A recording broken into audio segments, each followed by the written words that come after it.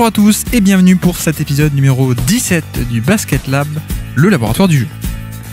Alors, aujourd'hui, épisode d'actu et on va revenir plus particulièrement sur un article qui a été écrit sur Rudy Gobert.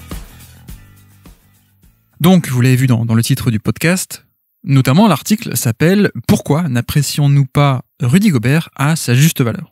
Bon, et c'est vrai qu'on a déjà parlé ici de certains articles majeurs qui ont été publiés sur le paysage NBA, notamment, souvenez-vous avec Antoine, on avait parlé d'un article qui faisait état de la fin du cheat code des analytics. On avait parlé aussi de l'inefficacité de Duncan Robinson assez incroyable sur le début d'année. Mais là, la particularité, c'est qu'on a la chance d'avoir l'auteur avec nous, puisque cet article a été écrit en français. Donc, cocorico. Et donc, aujourd'hui, on reçoit sur le podcast Jérémy de QI Basket, qui par ailleurs est le grand chef de QI Basket, mais surtout, qui est donc celui qui a écrit ce papier sur Rudy Gobert. Donc très simplement, un peu la démarche que je voulais faire, c'était essayer de mettre un peu en avant ce papier, de permettre aussi à ceux qui n'aiment pas forcément le format écrit, de pouvoir quand même profiter du travail de Jérémy et du contenu de l'article via ce format audio, et puis tout simplement, poser toutes les questions qu'on a à poser à Jérémy et partir sur quelques pistes de réflexion plus globales aussi sur Rudy Gobert, sur sa valeur, sur les stats de All-in-One, sur les reproches qui lui sont faits, etc., etc. Donc, aujourd'hui, dans notre laboratoire de recherche sur le jeu, on va parler de Rudy Gobert et de pourquoi est-ce qu'il n'est pas apprécié à sa juste valeur. Bienvenue dans le Basket Lab.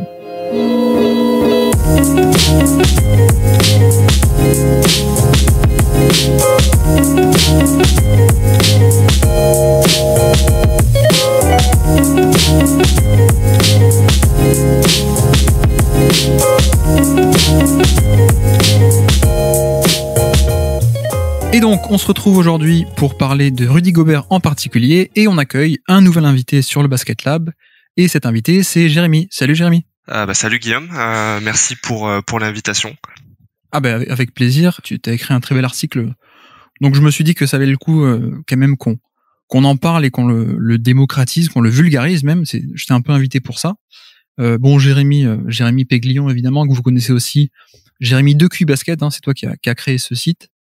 Tu me disais un peu hors antenne que ça va là, les soucis de Jardiland sur le site, c'est à peu près réglé. C'est bon, on a arrêté l'e-commerce, on est revenu au basketball. Ouais. Bon, ça va. Et pour nous dire un peu votre actu en ce moment, il y a pas mal de sessions de Twitch en ce moment, il y a pas mal aussi de podcasts qui se lancent sur QI Basket. Ouais, alors on a enfin pris des années après le tournant de tout ce qui est un petit peu podcast et vidéo. Donc on a plusieurs formats, le Magnéto qui parle un petit peu d'histoire, les What If qui arriveront un jour peut-être. Et sinon on fait effectivement du Twitch et on propose différents formats. Bon voilà, vous pouvez aller voir évidemment. Le nouveau format Twitch là, c'est en plus c'est essayer d'entourer au mieux possible des stars, c'est ça?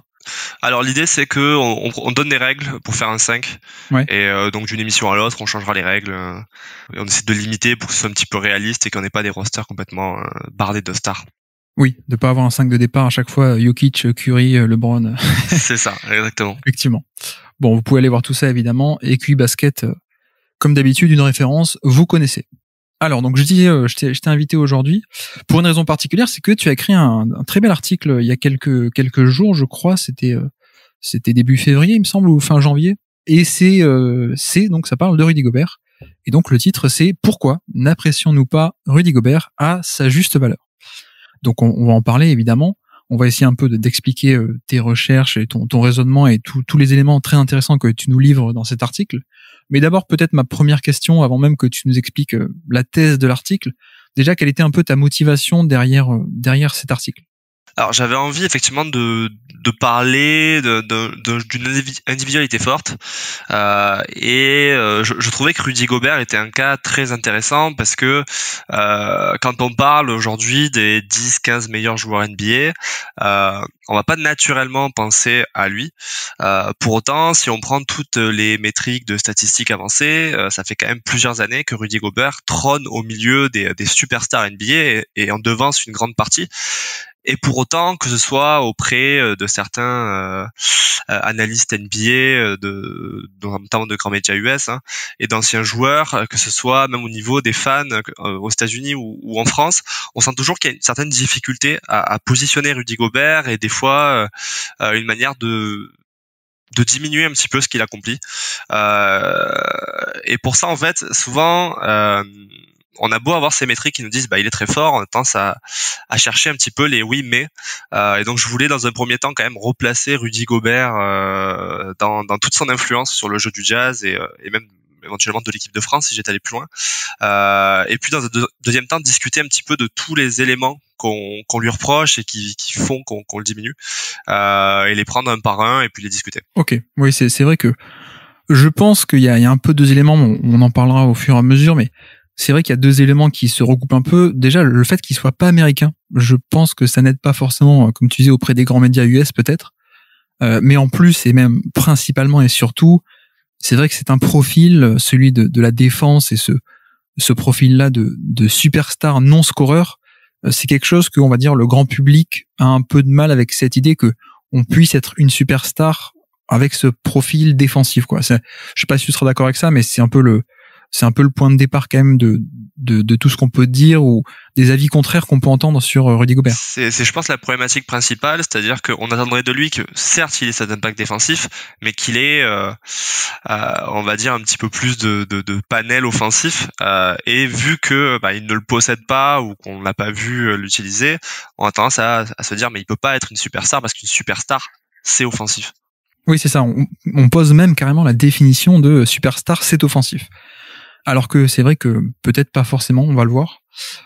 Ok, on peut commencer du coup un peu à détailler l'article et tout le propos que tu nous tiens du coup. Et tu commences par le début, par la défense évidemment, et notamment tu parles un peu de ce que Ben Taylor, qui est un analyste très connu aux États-Unis, a fait comme travail. Et autour de Ben Taylor nous rappelle un peu cette notion, en tout cas cette différence entre ce qu'est un paint protector, donc un protecteur de raquette, et un rim protector, un protecteur de cercle. Comment est-ce que comment est-ce que lui le définit et comment est-ce que toi aussi tu l'appliques du coup au cas de Rudy Gobert?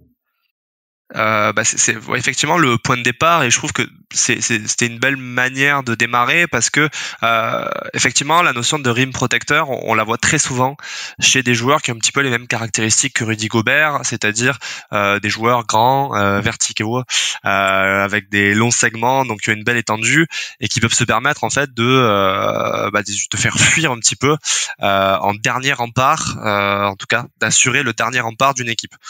On pense à des joueurs on peut penser à des joueurs d'ailleurs qui ont un petit peu fait leur réputation en NBA sans pourtant autant être des grands défenseurs. De suite en tête, quand j'ai écrit cet article, j'avais Hassan Whiteside, qui pour moi correspond un petit peu à cette notion de rim protecteur parce que il vient mettre du contre, il peut venir en second rideau. Mais avec Rudy Gobert, on est sur un spécimen, je pense, un petit peu différent. C'est-à-dire qu'on est sur un joueur qui va vraiment influencer toute l'attaque de la raquette. Et on entend souvent que des équipes, quand elles affrontent Utah, elles sont obligées de changer leur plan parce que c'est pas juste le shoot qui va influencer. En fait, c'est toute l'action.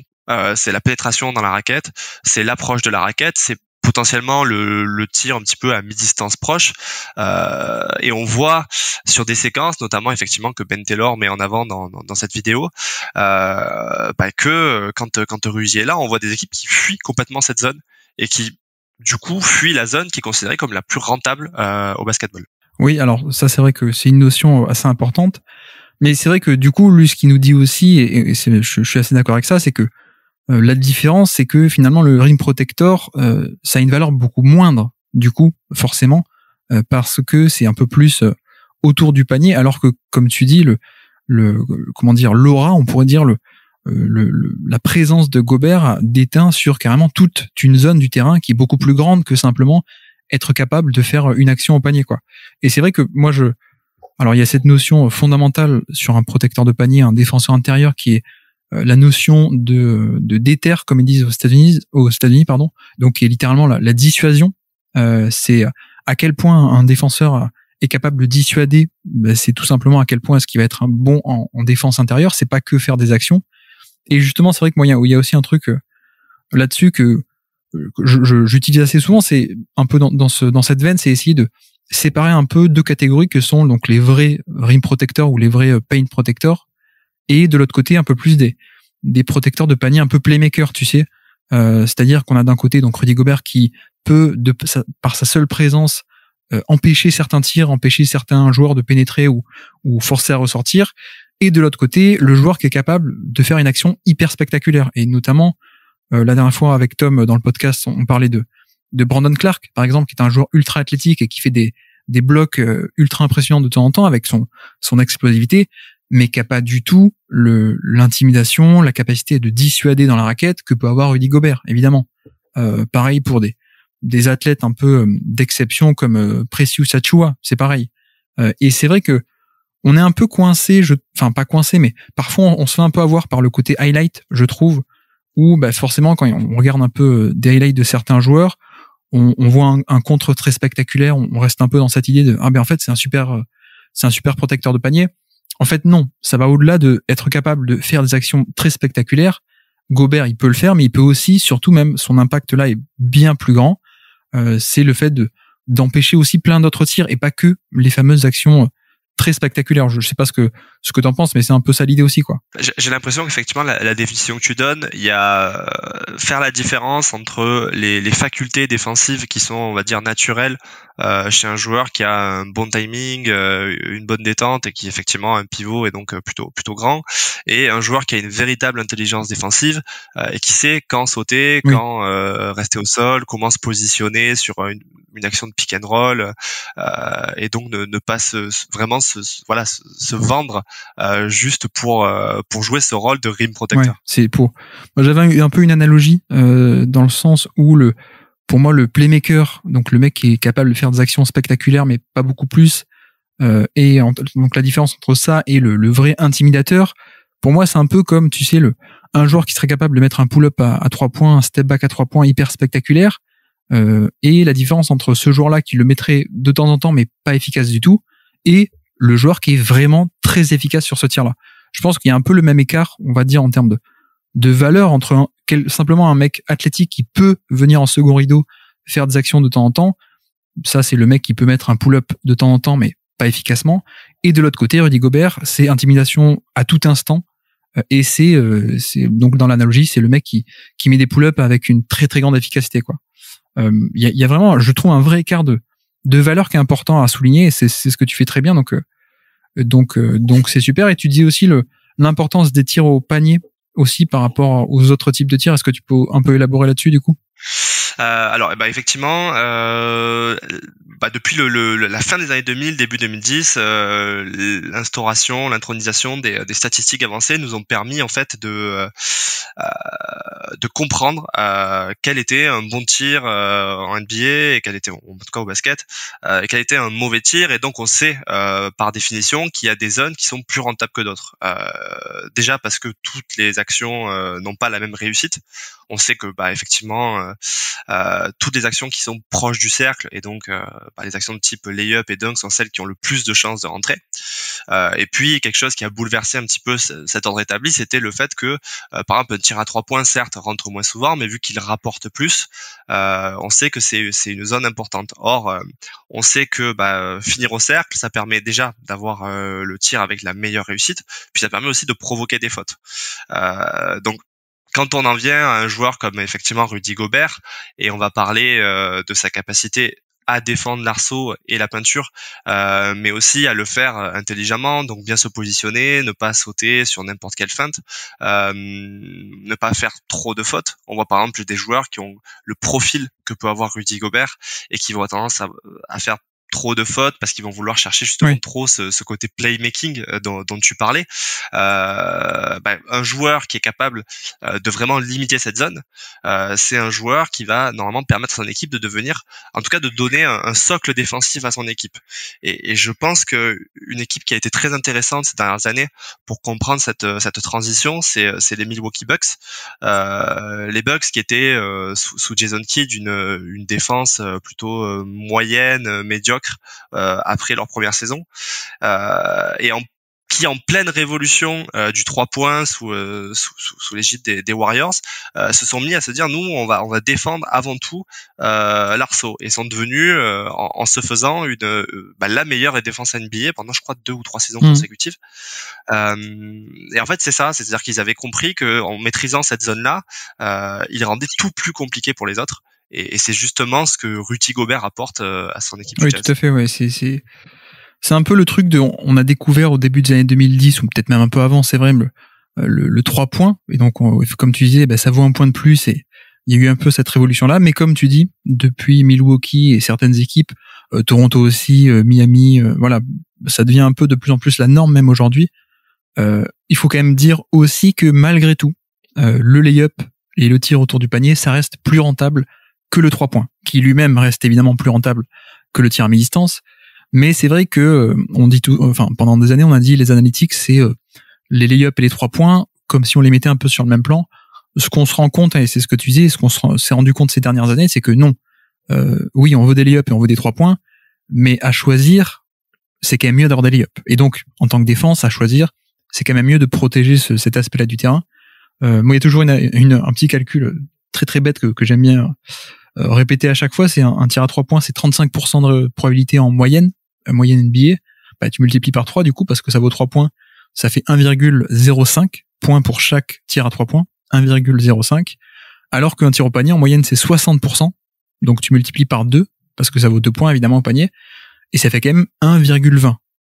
Et de 1,05 à 1,20, ça n'a pas l'air comme ça, mais c'est quand même un sacré écart. Donc c'est vrai que il y a cette importance du lay-up, et donc il y a cette importance aussi de protéger cet aspect-là du terrain, et donc c'est comme ça aussi que Gobert est effectivement un des meilleurs joueurs NBA. Et du coup, ça me permet de te lancer sur les stats en all-in-one. Du coup, c'est les Raptors du coup qui permettent de mesurer ça, qui essayent un peu de mesurer ça.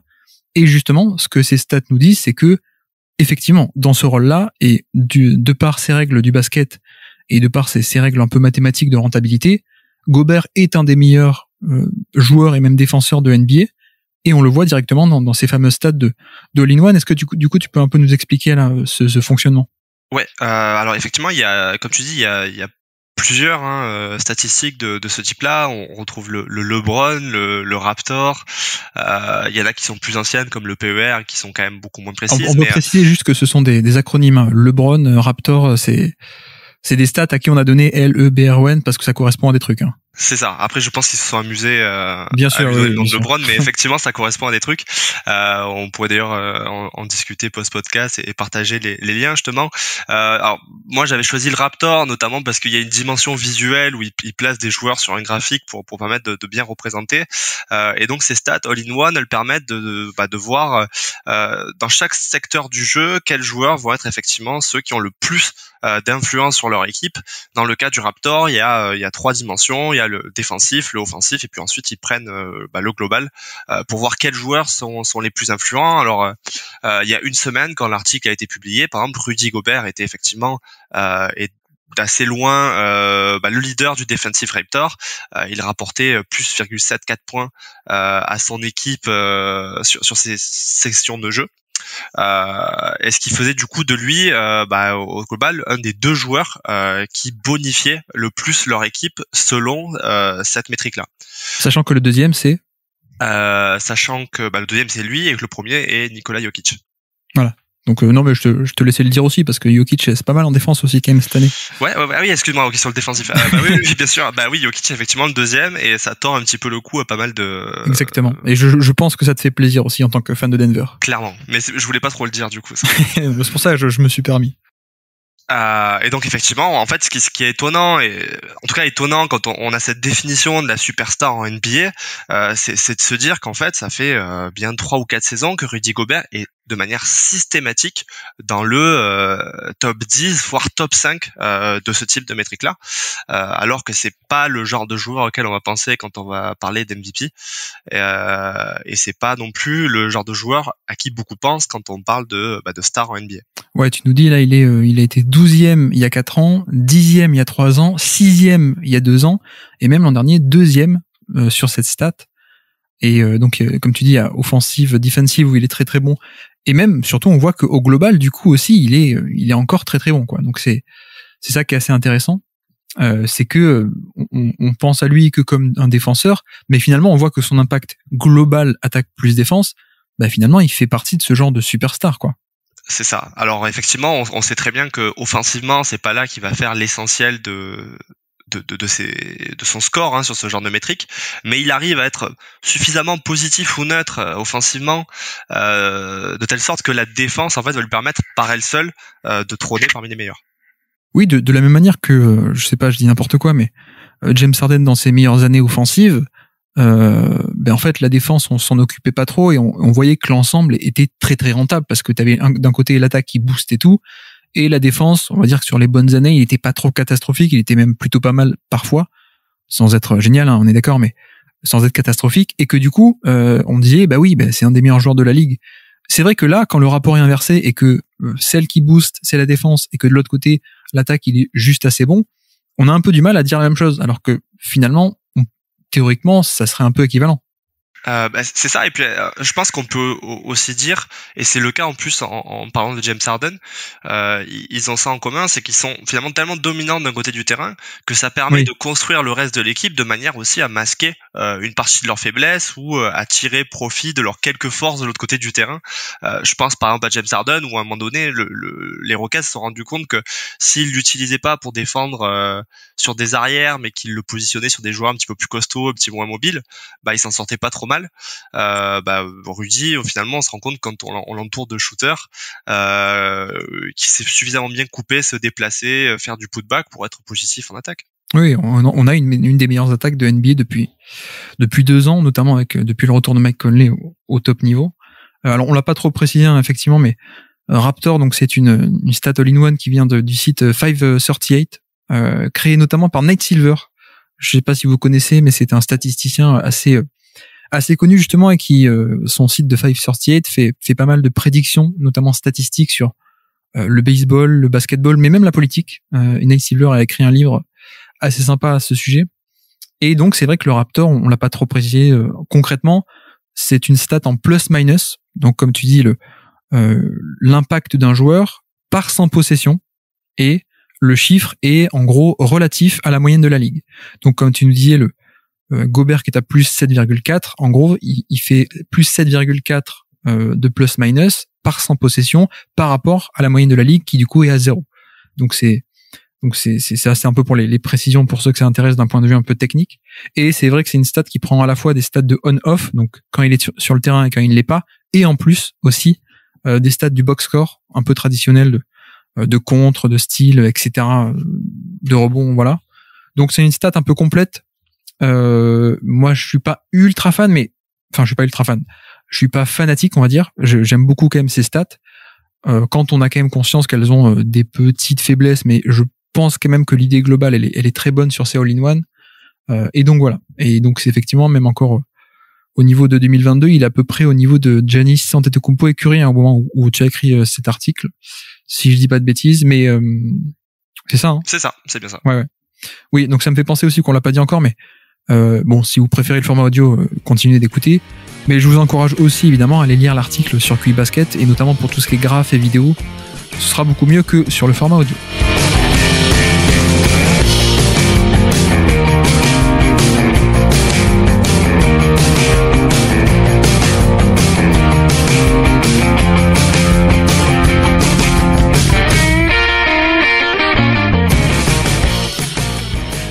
Et donc, du coup, on passe à la deuxième partie de ton article. C'est du coup, comment est-ce qu'on fait pour expliquer ce genre de phénomène? Du coup, je te laisse la main. Dans quelle direction tu es parti? Très bien. Effectivement, du coup, la deuxième étape, quand on se dit effectivement, Rudy Gobert sur le plan de ce type de métrique et puis même de l'ensemble de métriques un peu plus basiques, il est dominant. D'accord, mais qu'est-ce qui dans son jeu explique que il soit à ce point fort alors qu'on a des profils similaires dans la ligue, et c'est là que je trouve que effectivement quelque chose de simple fait toute la différence. Rudy Gobert, c'est quoi les éléments de sa force? Alors, on va dire que ça va être sa taille, sa verticalité. C'est le cas d'énormément de pivots en NBA. Dans les années 2010, d'ailleurs, c'était un des rares profils qu'on avait encore de pivots. Mais il n'y a pas que ça. En fait, ce qui fait pour moi la principale force de Rudy Gobert, c'est qu'on le dit assez peu, c'est qu'il est mobile. Malgré ses 2m16 ou 2m18, malgré l'allure qu'il peut avoir à cause de ses grands bras, c'est un joueur qui va être capable, sur des séquences pas forcément longues, mais d'accepter un switch, de suivre un extérieur et d'arriver quand même à gêner. Alors, soit il va arriver à gêner, soit il va être pris de vitesse, mais son sens du timing fait qu'il va quand même arriver à gêner le tir, voire à contrer derrière. Oui, parce que même quand il est pas assez rapide, il a quand même des bras tellement énormes que il a pas besoin de faire un retour hyper rapide non plus. Il a une marge d'erreur, on peut dire comme ça, avec ses bras qui est hyper longue. Donc même quand il se fait dépasser, les rares fois où il se fait dépasser, il a aussi la capacité d'effacer le tir avec ses longs bras et sa taille. C'est ça. Et d'ailleurs, alors je faisais un petit comparatif avec un autre défenseur élite sur le même poste, mais qui a pas du tout les mêmes caractéristiques. Par exemple, on sait que Bam Adebayo est capable de défendre sur l'extérieur adverse parce que il est beaucoup plus mobile, mais il a pas ce côté 2m16 grande envergure de Rudy. Et finalement, Rudy, même s'il a pas cette même faculté à suivre son extérieur et à rester devant lui, c'est pas grave parce que il arrive à récupérer en fait l'avantage qu'il a concédé. Et puis Rudy Gobert, au-delà d'avoir ce rapport très intéressant de taille et de mobilité, je trouve que, et c'est peut-être pas assez dit en fait, de par son profil, c'est un joueur qui sait extrêmement bien se placer. Il sait gérer des situations de pick and roll, de pick and pop. Il commet assez peu de fautes, je trouve, pour un joueur qui est impliqué dans autant d'actions défensives pour une équipe, parce qu'on y reviendra, mais l'équipe du Jazz n'est pas très douée pour protéger son pivot. Mais c'est ça aussi que tu disais tout à l'heure, il fait aussi peut-être moins de fautes parce qu'il est beaucoup moins dans la recherche du playmaking, ce que tu disais aussi, il est plus dans le contrôle aussi. C'est ça. Je pense que c'est ce que je rebondis ce que tu disais où tu dis il fait pas de playmaking, en tout cas il en fait moins, mais par contre son impact est beaucoup plus fort parce que il sait couper une action. Oui. Il sait sans forcément faire faute mettre sa main devant l'extérieur qui est passé sur le pic quoi. Et donc arriver à gêner à la fois le joueur balle en main tout en restant suffisamment proche du pivot ou de l'intérieur sur lequel il est. Et on le voit sur de très nombreuses actions. On voit très souvent un Rudy capable à la fois d'obliger un joueur à reculer et puis de pas concéder un lob, de pas concéder une passe qu'il aurait ratée. Et je trouve que indéniablement, en fait, Rudy, c'est aujourd'hui le joueur en NBA qui a ce mélange de QI basket, de faculté de placement et puis de taille mobilité sur le poste de pivot. Et en fait, c'est quelque chose d'assez rare. On en voit peut-être un ou deux par décennie qui ont à ce point le full package. Mais c'est vrai que tu fais très bien d'insister sur ce point parce que c'est vrai qu'il y a un peu cette caricature parfois de ce moule de joueur où il est très grand et donc on réduit un peu ça à simplement ça, sa taille et ses longs bras. Alors qu'en fait non, il y a toute une question de science de la défense, de maîtrise des petits détails qui n'en sont pas, ces petits détails finalement. C'est ce qui fait la différence entre un bon protecteur de panier et un élite comme lui. Enfin bref, il y a tout un côté de cérébral, je trouve, défensivement, de science du placement, comme tu dis, d'intelligence, qui fait que c'est ce qui le fait passer à un autre niveau, quoi. C'est pas juste le fait d'être grand et d'avoir des longs bras, quoi. Même si c'est vrai que ce qu'on peut dire aussi, c'est que même là-dessus, au niveau de la taille et des longs bras, même là, il est au-dessus de la moyenne. Parce que, alors, au niveau de la taille, il est autour des 7'2". Alors, les mesures américaines, c'est toujours marrant, tu sais, avec les chaussures, il fait 7'2". Bon, ça peut vite monter, ouais. Voilà. Mais non, mais surtout, là où il est très au-dessus de la moyenne, c'est que il a des bras de plus de 7-8 de long, et notamment jusqu'à ce que Mo Bamba arrive en NBA. En gros, c'était le record du combine de la draft, donc l'espèce de mini-camp qu'ils font où ils mesurent tous les prospects qui rentrent en NBA. En gros, Gobert avait le record en 2013 et jusqu'en 2018, du coup, jusqu'à ce que Mo Bamba arrive. Donc voilà, on a vraiment un spécimen physique très, très, très au-dessus de la moyenne aussi. Et moi, ça me fait penser aussi, par rapport à son intelligence de jeu, pour ça aussi qu'on a beaucoup de ce genre de joueurs au profil physique et athlétique impressionnant qui se font drafter tous les ans ou qui ont leur chance, etc. Pourquoi est-ce qu'on tente énormément de paris sur ce genre de profil? Parce qu'on espère que, en plus de ces qualités physiques, athlétiques, on espère qu'un jour ils arrivent à développer tout ce qui est la science du jeu, l'intelligence pour passer à un autre niveau, quoi. Et ça, précisément, c'est ce que Rudy Gobert a fait, finalement. C'est ça. Et en fait, c'est là que c'est très intéressant parce que, comme tu dis, on fait beaucoup de paris sur ce type de joueurs parce que c'est extrêmement précieux. Et d'ailleurs, dans les années 2000, un profil comme ça avait de grandes chances d'être pris dans le top 3 de la draft. Pour autant, sur ceux qui arrivent avec ce profil-là, il y en a très peu qui arrivent à un niveau d'excellence, voire un statut de joueur majeur d'une équipe. Tu donnais l'exemple de Mo Bamba. Mo Bamba, il avait toutes les caractéristiques physiques pour être Rudy Gobert, avec en plus on annonçait un tir à 3 points, donc on se disait là vraiment c'est la totale. Il est à la fois capable de faire de l'espace en attaque tout en étant le cœur de la défense. On voit que Mo Bamba, malgré les années, il est très très très très loin d'avoir un rôle majeur en NBA et de pouvoir prétendre à ce que Rudy Gobert est en train de faire. Oui, après il est jeune, mais c'est vrai que, comme tu dis, que ça vient pas aussi vite. En tout cas, c'est pas quelque chose d'inné, et c'est pas quelque chose d'évident. C'est jamais évident de développer des skills ou de la technique ou quoi que ce soit.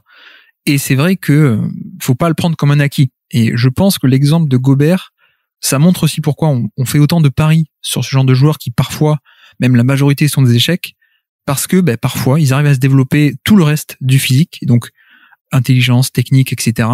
Et ça donne Rudy Gobert. Et de la même manière que c'est pour ça que, plus généralement, et pas que pour la défense, on aime bien drafter des joueurs très très athlétiques aussi, parce que parfois ils ont la force mentale de travail, ils ont la capacité à se développer, et ça devient Giannis Antetokounmpo. C'est aussi pour ça que il y a autant de paris qui sont faits sur ce genre de joueurs. C'est parce que la fois où ça marche, en général ça marche très très bien.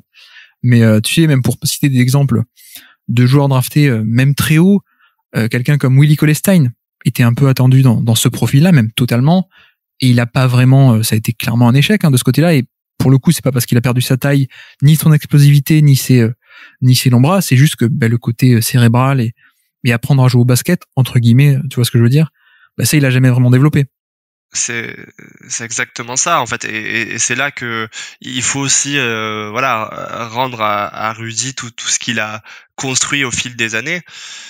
C'est que ça peut paraître simple parce que à la base ça repose, on se dit, essentiellement sur des capacités physiques, mais l'exemple de Cauley-Stein ou l'exemple que je donnais un peu plus tôt d'Hassan Whiteside, oui, prouve bien que ces joueurs-là, en fait, aujourd'hui, ils ont des rôles plutôt anecdotiques, c'est-à-dire des joueurs qui apportent éventuellement en sortie de banc, mais ils sont très très loin d'être considérés comme des stars NBA. Et puis autre point aussi, t'en as parlé, le coup de la mobilité. C'est vrai que c'est quelque chose qu'il a énormément travaillé, et je trouve qu'il a fait énormément de progrès là-dessus. Et pas que la mobilité, même si c'est vrai que c'est la mobilité, mais j'inclus aussi dedans, du coup, tout ce qui est agilité, vivacité, fluidité, coordination de mouvement aussi. C'est quelque chose, justement, à la draft, moi je me rappelle, il était pas très bon là-dessus encore, et c'est normal, il était très jeune et très grand, donc il n'avait pas encore eu le temps de se développer d'un point de vue athlétique pour toutes ces qualités-là. Aujourd'hui, moi je trouve que depuis 2019, précisément, il est beaucoup plus mobile, il fait beaucoup plus de couverture parfois agressive sur pick and roll, en allant plus haut. C'est pas que quelqu'un qui est cantonné à faire du drop en restant très bas parce qu'il peut plus bouger. Donc il y a ce côté aussi de mobilité et d'agilité, de coordination de gestes aussi, qui, rappelons-le également, parce que on n'y pense pas intuitivement, mais être agile et coordonné en tant qu'athlète quand tu fais cette taille-là, c'est pas pareil que quand tu fais comme nous 1m70 ou 80, quoi. Ouais, c'est ça, c'est ça. C'est d'autant plus compliqué, quoi. Exactement, mais exactement. On voit, et je trouve qu'en plus, avec les années, on sent aussi, alors ça, c'est un autre sujet, mais comment les franchises, les équipes de préparateurs physiques ont vraiment appris à développer ce genre de profil, parce qu'on voit de plus en plus de grands qui arrivent à force de travail à acquérir une mobilité qui paraissait peut-être un peu impossible, peut-être pas forcément toujours nécessaire dans une NBA un petit peu moins espacée et mobile. Tout à fait.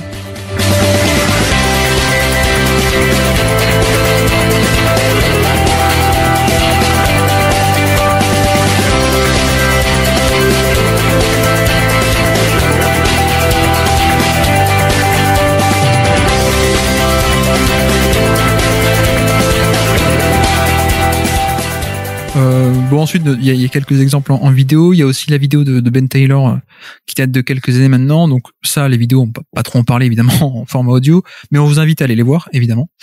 Mais par contre, donc on arrive à une autre partie de l'article qui sont les reproches faits à Rudy Gobert. Sont-ils justes ou pas? Donc là, tu abordes un peu tu viens un peu travailler sur les questions, les reproches majeurs qui sont faits autour de son cas, et tu viens un peu les décrypter du coup.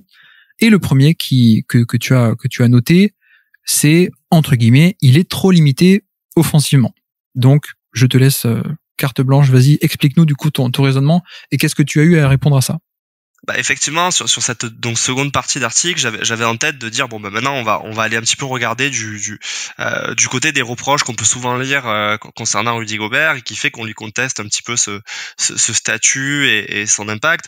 Et donc le premier qui vient effectivement en tête, c'est de se dire bon bah ok, Rudy Gobert, ça fait des années qu'on dit que ce serait bien qu'il développe son jeu offensif, et là il deviendrait un joueur extrêmement complet. Pour autant, Rudy Gobert, on le voit surtout mettre des points sur du alley-oop, du putback, sur des fois des mismatchs, mais on n'a pas l'impression qu'il ait développé par exemple un hookshot, ce qui est normalement, on va dire, un peu la base du pivot qui a une telle envergure.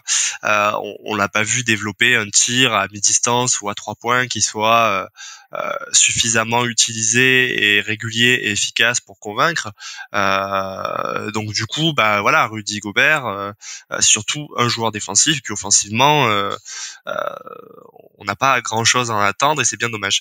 Alors effectivement, là, je suis reparti un petit peu sur des notions de statistiques, on va dire en préambule, et j'ai voulu montrer que si Rudy Gobert, toute sa carrière, ça avait été un joueur qui avait été extrêmement impactant sur notamment les statistiques de on-off, c'est-à-dire comment fonctionne l'équipe quand il est sur le terrain versus comment fonctionne l'équipe quand il est sur le banc. On se rend compte que depuis finalement sa 3e saison NBA, c'est un joueur qui bonifie plutôt l'équipe dans laquelle il joue offensivement que l'inverse. Oui, tout à fait. Alors, ce que tu nous dis, c'est que voilà, il n'y a pas de shoot, il n'y a pas de jeu au poste, et que c'est ça les reproches principaux qui lui sont faits. On est d'accord, hein, c'est à peu près ça. C'est ça. Et bon, alors moi là-dessus, c'est vrai que j'avais envie de dire, Clint Capella non plus, Draymond Green non plus, même si c'est vrai que Draymond a d'autres qualités offensives, mais même si on peut remonter comme ça, je sais pas moi, il est Tristan Thompson, les Cavs ont gagné un titre avec lui, il avait pas de jeu au poste, il avait pas de shoot. Andrew Bogut avec les Warriors. Bogut à la base est un intérieur offensif, mais c'était pas du tout de cette manière aux Warriors en tout cas qu'il opérait. Ben Wallace non plus, si on remonte encore plus loin, mais même avant ça, en tout cas même plus proche de nous, l'exemple de Tyson Chandler aussi, qui gagne le titre à Dallas avec qui est un peu la première figure de cette décennie de ce profil rim protecteur d'ailleurs, un Tyson Chandler.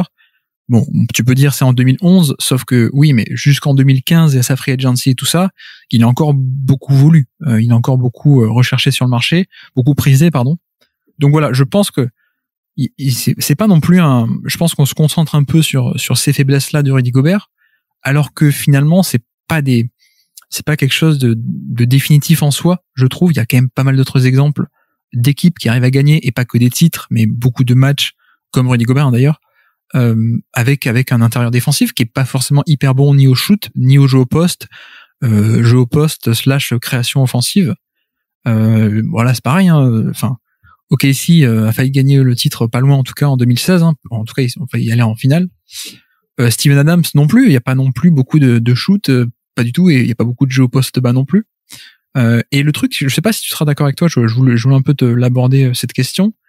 Je pense qu'aussi avec Gobert, il y a un peu ce truc en tout cas le problème c'est que Utah n'a pas forcément de superstar offensive établie. En tout cas, aujourd'hui il y a peut-être un peu plus Donovan Mitchell, mais c'était pas trop le cas il y a 4 ans par exemple, quand Rudy Gobert était déjà un peu dans son prime. Et c'est vrai que du coup, d'habitude, quand il y a une équipe qui échoue, on pointe du doigt la superstar. Du genre, quand Houston se plante, on dit pas c'est Capella, on dit c'est James Harden. Quand OKC se plante, on dit pas c'est la faute à Steven Adams. Non, on dit c'est la faute à Russell Westbrook. Alors, je dis pas que c'est légitime, mais en tout cas, on pointe du doigt la superstar. Et là, le problème, c'est qu'à Utah, pendant des années, il n'y a pas eu cette méga star sur laquelle on pouvait pointer du doigt la responsabilité. À tort, je pense, mais en tout cas, de facto, ça se passe un peu comme ça. C'est peut-être un peu ça le problème aussi. Je sais pas ce que. Je suis d'accord avec toi, effectivement. D'ailleurs, je crois que c'est un petit peu la manière dont je conclus l'article en disant que peut-être aussi que le problème c'est la manière d'apprécier et de considérer Rudy, et aussi finalement le fait de l'équipe qui n'a pas, et même je crois peut-être pas encore aujourd'hui, cette superstar offensive. Alors dans ma tête, superstar offensive c'est peut-être qui est élite dans 2 domaines. Et dont l'attaque, donc qui sera peut-être le scoring et la création, ou le scoring et la défense. Et comme Rudy n'a pas forcément ce joueur-là, et surtout beaucoup moins à l'époque où Gordon Hayward était éventuellement le leader offensif de l'équipe, on va avoir tendance à se dire c'est que c'est lui qui devrait l'avoir, et vu qu'il l'a pas, on lui reproche. Et il y a peut-être une deuxième dimension qui me vient quand tu donnes les exemples de Steven Adams, de Tyson Chandler, etc. C'est aussi peut-être que on a tendance à se dire que si un joueur il a, on va dire, il est dans une certaine catégorie de salaire, oui, tout à fait, oui. Vu qu'il prend une part supérieure du salary cap, il doit donc apporter une autre dimension. Et on va pas forcément se dire mais vu qu'il est meilleur que ces autres joueurs en défense, ça compense le fait qu'offensivement il n'ait pas forcément certaines armes. Mais voilà, en fait je pense que Rudy Gobert c'est un petit peu un des rares exemples, et peut-être que celui d'avant, le dernier c'était Dwight Howard, de joueurs qui sont surtout là pour leur défense et qui ont pourtant un statut de joueurs qui ont un contrat maximum et dont on n'atteint pas forcément des résultats offensifs mirobolants. Effectivement. Encore que d'ailleurs, Dwight Howard avait un peu de jeu au poste, quand même, mine de rien à l'époque. Orlando joue un peu là-dessus, même si le grand reproche de Dwight Howard, c'est que justement, lui non plus, il était pas naturel au poste bas, mais bref, c'est toute une autre histoire, un autre cas avec Dwight Howard aussi. Mais oui, non, mais je te rejoins totalement, et justement quand même, puisqu'on va passer du coup aux chiffres en attaque qui sont bons, il faut dire aussi que ces chiffres sont bons parce que, ok, il y a pas de jump shot, ok, il y a pas de jeu au poste, de création de cette manière-là, mais quand même, il y a de la finition au panier, et il y a aussi, surtout, je sais pas ce que t'en penses, un côté passing très intéressant. C'est vrai, je l'avais pas encore mentionné, je pensais que tu y viendrais justement. Il y a aussi, définir l'attaque par le scoring, ce qui est évidemment la manière la plus naturelle de le faire, mais il y a d'autres éléments en attaque, dont le passing game, et puis c'est quelque chose qui faisait d'ailleurs beaucoup rire sur Twitter à une époque, c'était tout ce qui était screen assist, donc c'est ça, ouais. on va dire les écrans qui permettent de mettre des paniers faciles, le rebond offensif, donc des choses qui sont beaucoup moins tangibles, mais qui pour autant contribuent à améliorer le plancher ou le plafond offensif d'une équipe. Ouais.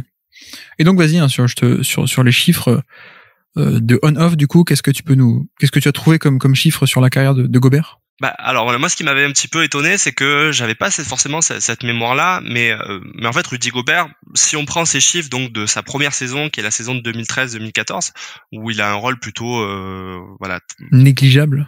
300 minutes sur la saison, ouais, c'est rien du tout.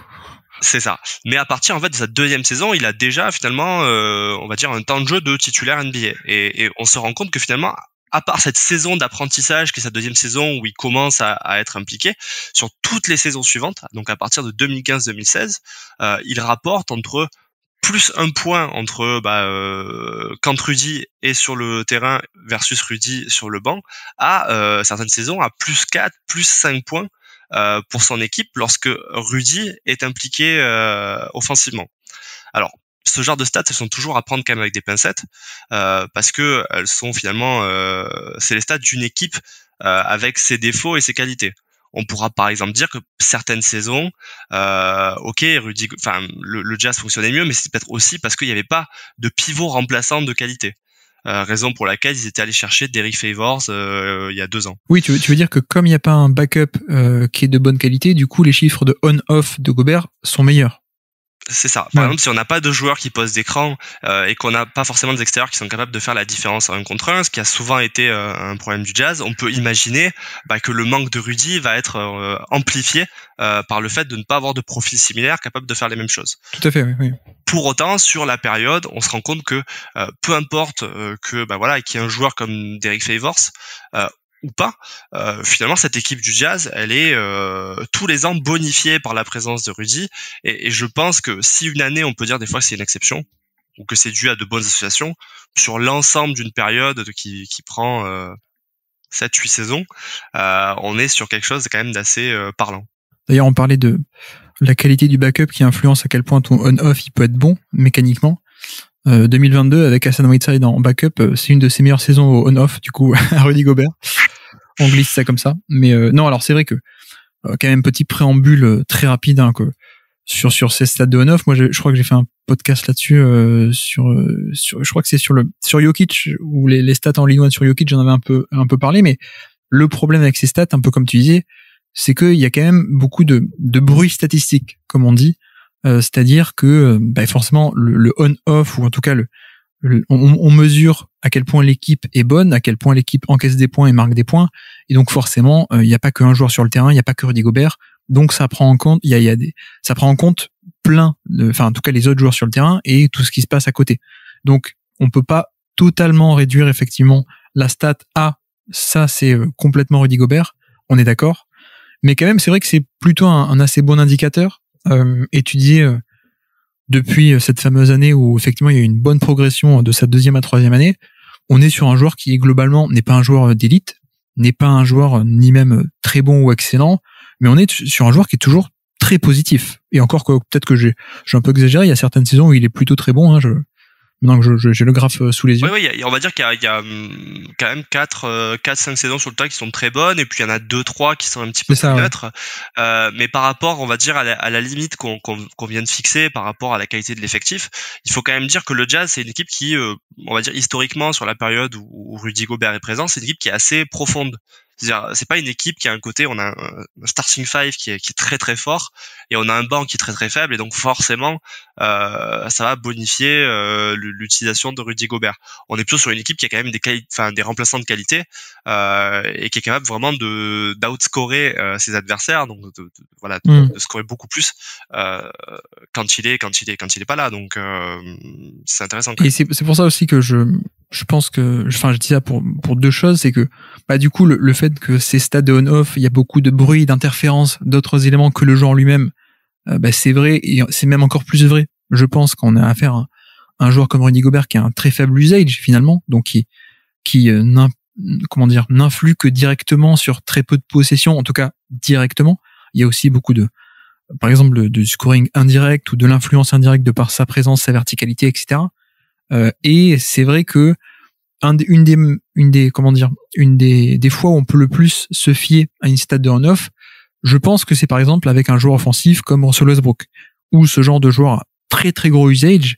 Forcément, plus un joueur offensif va avoir un gros usage et notamment gérer tous les ballons, plus on va pouvoir dire qu'il y a une corrélation entre ce fameux on-off et l'influence individuelle du joueur. Je suis pas sûr là-dessus, mais je dis ça aussi parce que du coup, on peut dire la même chose en défense. S'il y a bien un cas où le on-off défensif est très très corrélé avec la présence d'un joueur d'un point de vue individuel, c'est la défense, et notamment l'intérieur défensif. Et donc pour le coup, les très bons chiffres de on-off en défense de Rudy Gobert, là pour le coup ils sont vraiment à prendre plus au sérieux, et très très au sérieux. Je pense qu'il y a une grande corrélation entre sa propre influence et ses très bons chiffres. Je suis complètement d'accord avec ce que tu viens de dire. Et effectivement, alors par contre, peut-être ce que je dirais aussi, c'est que à l'inverse, un joueur qui est par exemple qui a un usage assez faible en attaque, mais qui est extrêmement efficace, c'est le cas de joueurs comme Rudy Gobert, parce que leur profil fait que je pense qu'on pourrait trouver les mêmes choses par exemple chez le DeAndre Jordan des Clippers. C'est que ce genre de joueurs qui vont scorer à 70-80% sur peu de ballons, on ressent aussi leur impact, parce que c'est des joueurs qui sont faciles à glisser dans une attaque et qui apportent généralement de manière quasi systématiquement quelque chose de positif. Alors justement, on arrive à un des endroits où je voulais apporter un peu de nuance, en tout cas te soumettre quelques propositions. Je pense que les chiffres de on-off de Gobert sont bons parce que oui, effectivement, c'est pas non plus une valeur négative en attaque, mais c'est vrai que quand même, pour nuancer un peu, je pense qu'on n'est pas sur un joueur si positif que ça. Non pas qu'il soit négatif, mais dans le sens où il y a quand même certains éléments à noter. Notamment, je pense que c'est pas un rim finisher d'élite, clairement pour moi. Il y a la taille, il y a de très très grands bras, mais je le mettrais pas, par exemple, au niveau de Clint Capela dans son prime. Tu parlais de DeAndre Jordan aussi, de Tyson Chandler. Je pense que ces joueurs-là avaient un degré d'explosivité bien plus grand qui faisait aussi qu'ils arrivaient peut-être à mettre plus de pression sur le panier quand ils plongeaient au cercle. Il y avait peut-être un peu plus de verticalité aussi grâce à ce côté explosif. Là où Gobert, c'est plutôt de la taille et pas toujours de l'explosivité d'élite, même clairement pas de l'explosivité d'élite, c'est plutôt de l'agilité comme on a dit. Et donc je pense qu'il y a peut-être aussi quelques actions où un rim finisher d'ultra élite, il aurait pu avoir le alley-oop. Gobert, il va pas forcément l'avoir. Donc c'est pas forcément très grave, hein, mais je tenais quand même à le noter puisqu'on parle un peu de lui un peu dans le détail. Si on parle de scouting, de profil scouting, c'est pas non plus, je trouve, un finisseur dans la raquette quand il a le ballon et quand il peut pas justement faire un dunk facile. C'est pas un finisseur de raquette si élite que ça. Alors paradoxalement, ces chiffres sont très très bons, mais je trouve que quand on regarde un peu les images de match, il y a des fois où quand il reçoit la balle et qu'il y a un peu du monde devant lui, un peu dans le trafic, tu sais, comme on dit, il est pas si à l'aise que ça sur son dribble, sur sa technique pour se dégager un peu d'espace et pour aller chercher un lay-up ou un hook shot ou ce genre de truc. Donc voilà. Et puis il y a l'autre problème aussi, qui est peut-être le problème majeur ou en tout cas un problème important de son attaque, c'est le côté des lancers francs aussi, parce que pour le coup il en provoque pas mal, mais c'est à quel point aussi est-ce que les défenses adverses sont enclins à le faire beaucoup plus de fautes sur lui, en sachant aussi que derrière les lancers francs ils vont pas beaucoup rentrer. Est-ce que déjà sur ces trois petites nuances de son profil offensif, est-ce que tu es plutôt d'accord ou pas? Non, je suis complètement d'accord. D'ailleurs, sur cette partie-là, j'ai la sensation qu'effectivement, on peut conclure qu'on pourrait attendre mieux et plus de la part de Rudy Gobert. Tu parles des lancers francs. Sur là, je suis pas sûr qu'on peut attendre mieux dans la mesure où c'est quand même des qualités dont tu parles qui sont un petit peu innées. Tout à fait, oui. Voilà. Mais sinon, oui, le constat, clairement. Et l'autre problème un peu majeur, et je pense que celui-là, pour le coup, autant les autres, c'est pas très très grave, c'est juste pour faire des nuances un peu théoriques de profil scouting. Là, pour le coup, il est un peu plus embêtant. Ça va un peu plus dans le sens justement de ces détracteurs de dire que, alors non pas qu'il est inutile en attaque, mais en tout cas le problème offensif pour moi, c'est que il manque de post-up. Il manque et je parle pas forcément de post-up en général, mais il manque de ce que j'aime bien appeler le post-up de punition, tu sais. C'est-à-dire pas forcément on va te donner la balle en début de possession et tu vas créer à partir de là, mais simplement le problème c'est qu'il est pas non plus capable d'avoir un niveau minimum, on va dire, pour punir une équipe qui ferait des switches sur lui, en mettant un petit sur lui ou en faisant des rotations avec un petit sur lui. Et pour moi c'est ça un peu le vrai problème en attaque. Autant je trouve que c'est très exagéré tout ce qui est il manque de post-up élaboré, il manque de jump shot, c'est pas un attaquant, enfin c'est un attaquant nul. Tout ça, je trouve que c'est exagéré.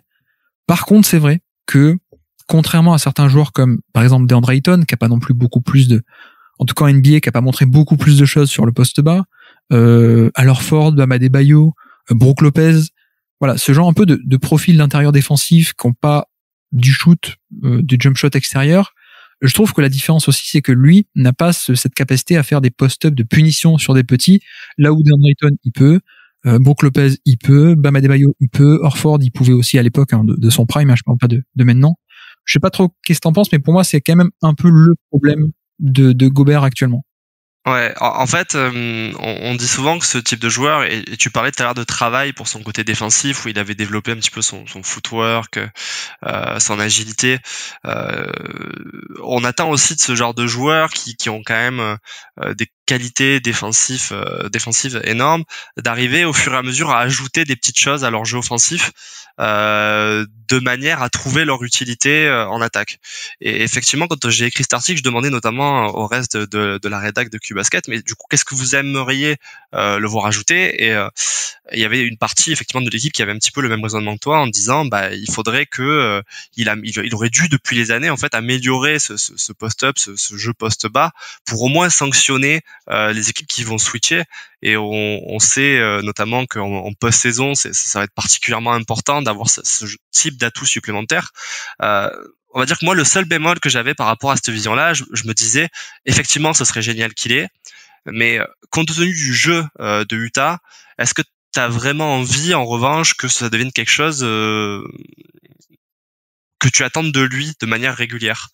Est-ce que ce genre d'action avec un joueur dont tu sais de toute façon qu'il sera pas élite, c'est pas finalement aussi se priver un peu de circulation de balles, arrêter le jeu, prendre le risque, voilà, que pour gagner quelques points sur des situations particulières, tu fasses entrer dans l'ADN de l'équipe des choses qui ne sont pas forcément bénéfique dans une NBA, voilà, où tu calcules tes stats avancées. Peut-être que l'opération elle est pas si rentable que ça finalement d'insister là-dessus, quoi. En fait, je me dis ça peut être de manière très ponctuelle, intéressante, mais je suis pas sûr qu'au global ça. C'est ça, oui, on est d'accord. Je pense pas non plus qu'il faille insister comme parfois certains fans aussi le réclament, de dire mais vas-y, va au poste bas, réclame la balle. Je pense pas qu'on soit là-dessus. Je pense que c'est sur certains match-up où ça switch. Par exemple, Chris Paul à l'époque aux Rockets. Je pense que ça aurait été sympa qu'il soit capable de punir Chris Paul qui switch sur lui. Ça aurait été sympa et ça aurait beaucoup aidé. Mais à la limite, et donc du coup ça m'amène à mon dernier point sur l'attaque avant qu'on passe au point suivant, c'est que, et tu le disais un peu tout à l'heure en fait, c'est que en même temps, sachant que c'est un monstre défensif, qu'est-ce qu'on peut attendre de lui, quoi? Enfin, c'est déjà un monstre défensif. En fait, s'il était capable de mettre des jump shots et de faire du post-up, en gros ce serait Anthony Davis.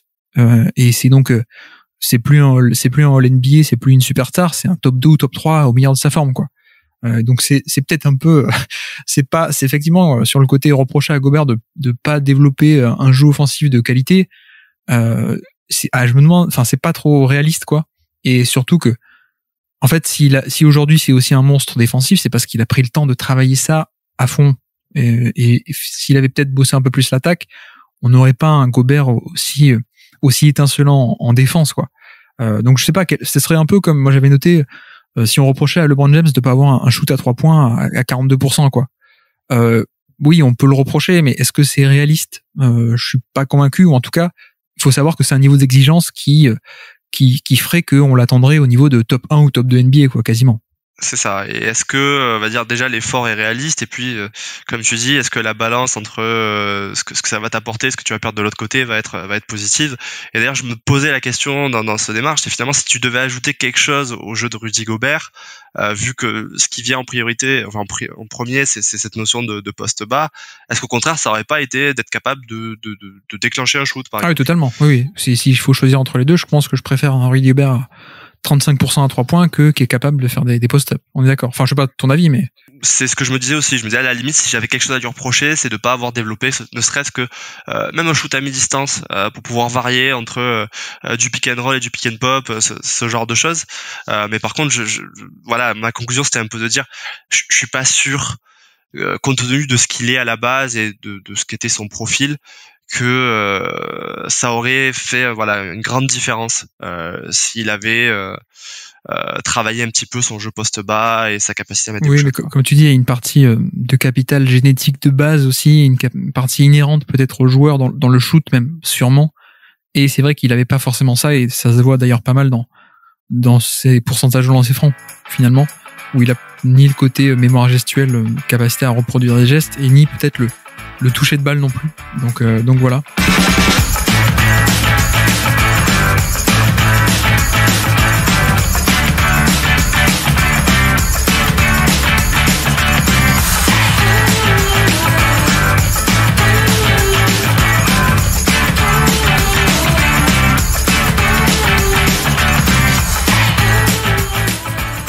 Donc ça c'était pour le côté répondre aux critiques de l'attaque et il est pas assez bon offensivement, il est trop limité offensivement.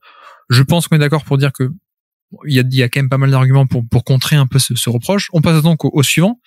Et celui-là, je vais pas mal te laisser parler. Du coup, c'est en défense. Il souffre contre les meilleurs pivots de la ligue. Ouais, alors ça là c'est quelque chose que j'entends beaucoup et là c'est vraiment le genre de phrase qu'on voit sur les réseaux sociaux quand un lendemain de match on sait que un joueur qu'on attend particulièrement en défense a souffert contre une autre star offensive et du coup moi j'ai toujours eu par exemple en tête que Rudy Gobert avait énormément de mal dès qu'un joueur possédait un bagage offensif complet. En tête, j'avais particulièrement trois joueurs qui étaient Joel Embiid, Nikola Jokic et Karl Anthony Towns, qui sont trois finalement stars offensives au poste de pivot et qui sont intéressants parce que les trois ont des profils très différents dans ce qu'ils sont capables de faire offensivement. On a d'un côté Joel Embiid qui est vraiment ce monstre poste bas capable de provoquer énormément de fautes, qui est probablement voilà un des scoreurs au poste 5 même dans l'histoire de la NBA les plus prolifiques. On a Nikola Jokic qui est cette genre de licorne qui va plutôt partir poste haut, qui est capable qui est probablement le plus fort à la passe, ce qui est complètement improbable pour un pivot, mais qui va t'emmener au large, qui va être capable de tirer à 3 points, mais qui peut aussi jouer au poste, donc qui est extrêmement complet. Oui, et je me permets de t'interrompre, c'est même au poste bas, je suis pas sûr qu'il soit si loin que ça de Joel Embiid. Hein. C'est un style très différent, tout en toucher de balle plutôt que puissance et lancer franc. Mais c'est pas parce que le style est différent que il est moins efficace. Je trouve même qu'ils sont plutôt au même niveau, voire même Jokic est pas loin d'être meilleur. C'est ça. Par contre, je suis pas sûr que, on va dire, sur l'ensemble d'un match, tu vas autant subir cet aspect-là du jeu. Oui, c'est ça que je trouvais intéressant. Voilà, c'est que Jokic va aussi mettre des tirs à mi-distance. Donc, il y a moi ce côté, je vais t'enfoncer tout le match, même si on sait voilà que face à Rudy, c'est quand même particulier. Et puis il y a Karl Anthony Towns qui est lui carrément rentré un peu dans une extrême inverse où on a l'impression d'avoir un shooting guard qui va prendre des fois plus de tirs à 3 points que de tirs dans la raquette. Et donc je me suis demandé contre ces trois joueurs en particulier comment on va dire ils se comportaient. Et j'avais en tête, en tout cas en termes de profil, tu me diras si tu penses la même chose, c'est que celui qui devait normalement avoir le plus de mal, c'était Joel Embiid, et celui qui devait éventuellement l'impacter le plus, c'était Karl Anthony Towns, parce que justement il vit loin de la raquette. Oui.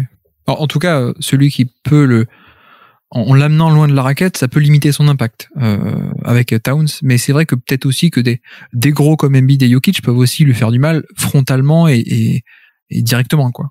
C'est ça. Et voilà. Et du coup, ayant ça en tête, l'approche que j'ai eue, c'était juste de me dire, bon voilà, sur les matchs où ils se sont rencontrés, sans forcément prendre que les minutes où l'un défendait sur l'autre, parce qu'on peut très bien provoquer des switches, notamment un joueur comme Jokic qui fait beaucoup de jeux à deux va provoquer des switches. Donc je voulais juste voir quelle était la production de ces joueurs face à Rudy Gobert. Et par exemple, ce que j'ai pu voir, c'est que sur les quelques rencontres entre Joel Embiid et Rudy Gobert sur les 3 dernières saisons, par exemple Joel Embiid, on sentait vraiment que face à Rudy Gobert, son impact était complètement différent. C'est-à-dire que d'un coup, ça devient un joueur qui shoot aux alentours des 40%, qui score beaucoup moins que ses moyennes en carrière, et qui a toujours, on va dire, cette présence au rebond. Mais on sent par exemple que voilà, c'est cette phrase que j'avais pu entendre, par exemple, voilà, dès qu'il va affronter un joueur comme Joel Embiid, on va le voir un petit peu disparaître. Elle est par exemple fausse. C'est-à-dire que on a sur la saison 2019-2020 et lors de rencontres, un Rudy Gobert qui va shooter à 34% face à Rudy.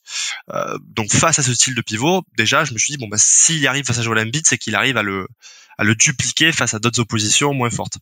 Là où j'ai été étonné, c'est face à Karl Anthony Towns. C'est-à-dire que Towns, qui est un joueur qui va plutôt scorer, on va dire, à haut volume, score beaucoup moins face à Rudy.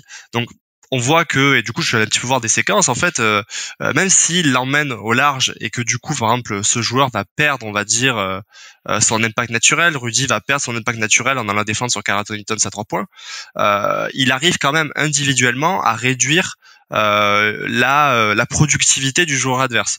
Et je trouvais ça intéressant, voilà, dans ces deux cas, de dire qu'il était capable de répondre à ces deux types d'opposition. Par contre, il est vrai qu'une équipe comme les Wolves va avoir une réussite importante contre le Jazz, notamment en étant capable de gagner régulièrement, alors que c'est une équipe qui est quand même, je pense qu'on peut le dire, plus faible que Utah sur la période des 3 dernières saisons. Et donc finalement, voilà, ce qui ressortait par contre, c'était que il y avait que le profil un peu hybride et assez unique de Jokic qui lui posait beaucoup de problèmes, à savoir un joueur qui va mettre face à Rudy Gobert 30 points en moyenne, qui va avoir une efficacité au tir assez insolente alors qu'il est face à un pivot défensif très fort. Finalement, que ce soit Joel Embiid, Karl Anthony Towns, Giannis Antetokounmpo, qui est un joueur qui a beaucoup de mal à attaquer Rudy, finalement on sent qu'il est capable de répondre à peu près tout, et surtout dans tous les cas, et ça je trouve que c'est notable, il change le plan de jeu de cette équipe-là. C'est-à-dire que si tu es capable, face aux Sixers, de défendre contre Joel Embiid au poste bas, tu obliges les Sixers à s'adapter. Si tu es capable de réduire, on va dire, la productivité de Karl Anthony Towns, et que tu arrives à le suivre, parce que Karl Anthony Towns c'est un joueur qui est à la fois capable de tirer à 3 points, mais qui est aussi mobile, donc qui peut attaquer le panier. Si tu es capable sur ces deux phases de jeu-là de limiter ce joueur, tu obliges aussi les Wolves à s'adapter. Et dans le cas de Giannis, qui est un joueur qui attaque inlassablement la raquette, quand tu obliges Giannis pour faire ses points à prendre plus de tirs à 3 points, c'est-à-dire par exemple dans la rencontre il prend 11 tirs à 3 points Giannis, pour essayer de contourner Rudy Gobert, tu changes complètement le jeu des Bucks, et donc oui, t'as gagné en fait. Tu as gagné, c'est ça. Et je pense que ça qui est important, c'est qu'hormis, on va dire, voilà, le cas de Nikola Jokic, à chaque fois, Rudy Gobert oblige l'adversaire à s'adapter. Alors, moi, quand j'ai vu ce titre-là de ta sous-catégorie, j'ai pensé à deux choses. Déjà, première chose, est-ce que c'est vrai ou pas? Et t'as l'air de dire que, à part pour Jokic, non. Et est-ce que c'est vrai qu'il souffre contre les meilleurs pivots de la ligue, je veux dire? Et puis la deuxième chose, c'est, en fait, même si ça l'était, est-ce que c'est important? Est-ce que la défense individuelle est importante aujourd'hui? Je pense que ça l'est, mais à quel point? Je pense que c'est clairement moins important que tout ce qu'il peut avoir comme impact en tant que défenseur collectif, de protection d'arceau, d'intimidation, de dissuasion, comme on a dit, et que finalement, même s'il prend cher en 1 contre 1 frontalement, c'est pas si grave que ça, parce que c'est quand même des situations de post-up ou de 1 contre 1, à part pour Jokic peut-être, comment dire, qui sont assez difficiles par nature, et où quand Joel Embiid est très concentré pour faire son 1 contre 1, et qu'il est obligé de batailler très fort contre Gobert, il va pas non plus penser à créer beaucoup pour autrui. Donc c'est aussi une manière de contenir l'équipe globalement et de stopper un peu le mouvement collectif de l'équipe. Voilà. Et surtout, non, le truc que je me suis dit surtout, c'est en même temps, qui est capable de contenir des monstres comme Embiid et Jokic? Bah oui, non, bien sûr, bien sûr. C'est un peu bête, mais de dire Gobert n'est pas capable il prend cher, il a du mal face à Embiid et Jokic, j'ai envie de te dire, mais en fait, qui n'a pas du mal contre Jokic et Embiid, qui sont deux des scoreurs intérieurs les plus dominants de ces 20 dernières années, et il y a littéralement personne qui est capable de les stopper. Donc c'est un peu bizarre de lui faire ce reproche-là, alors que, encore une fois, oui, c'est pas Gobert, c'est pas parce que c'est un intérieur défensif que c'est un intérieur de post-up. Des intérieurs de post-up, ça existe. À l'époque, il y avait Chuck Hayes, à l'époque, il y avait Reggie Evans. Bon, ces joueurs-là n'existent plus en NBA aujourd'hui. Parce qu'aujourd'hui, ce qui a de la valeur, c'est la défense collective, c'est la défense sans ballon, et c'est la défense pas forcément que sur le post-up. Donc, c'est vrai qu'on lui fait un peu le reproche de pas être un top défenseur de post-up, un peu comme avant, à l'ancienne, parce qu'avant c'était ça la norme. Mais en fait, même s'il l'est pas, c'est pas très grave, quoi, parce que sa valeur, elle est totalement ailleurs, quoi. C'est comme c'est un peu pareil, comme si tu disais, Draymond Green, il serait pas capable de défendre sur chaque. Mais oui, mais en même temps, c'est pas forcément sa qualité d'être un stopper de post-up. La force de Draymond, c'est pareil, c'est la défense collective, c'est les switches, c'est la protection de panier, etc. Enfin, je sais pas comment tu vois trop cette question, toi. Non, moi, je suis complètement d'accord avec toi. En fait, je pense que l'objectif, notamment de ce reproche, c'est de dire, lui, qui annonçait comme qu'il est le meilleur défenseur de la ligue de près de 3 ans sur les 4 dernières saisons, sur un poste qui est normalement le cœur d'une défense, s'il n'arrive pas à défendre comme les meilleurs attaquants à son poste, d'une certaine manière, c'est un petit peu dégrader l'image de défenseur d'élite qui pourrait être. Effectivement, en soi, ça paraît, quand tu regardes et quand tu fais la réflexion que tu fais, un petit peu déplacé et puis improbable d'attendre ça de lui.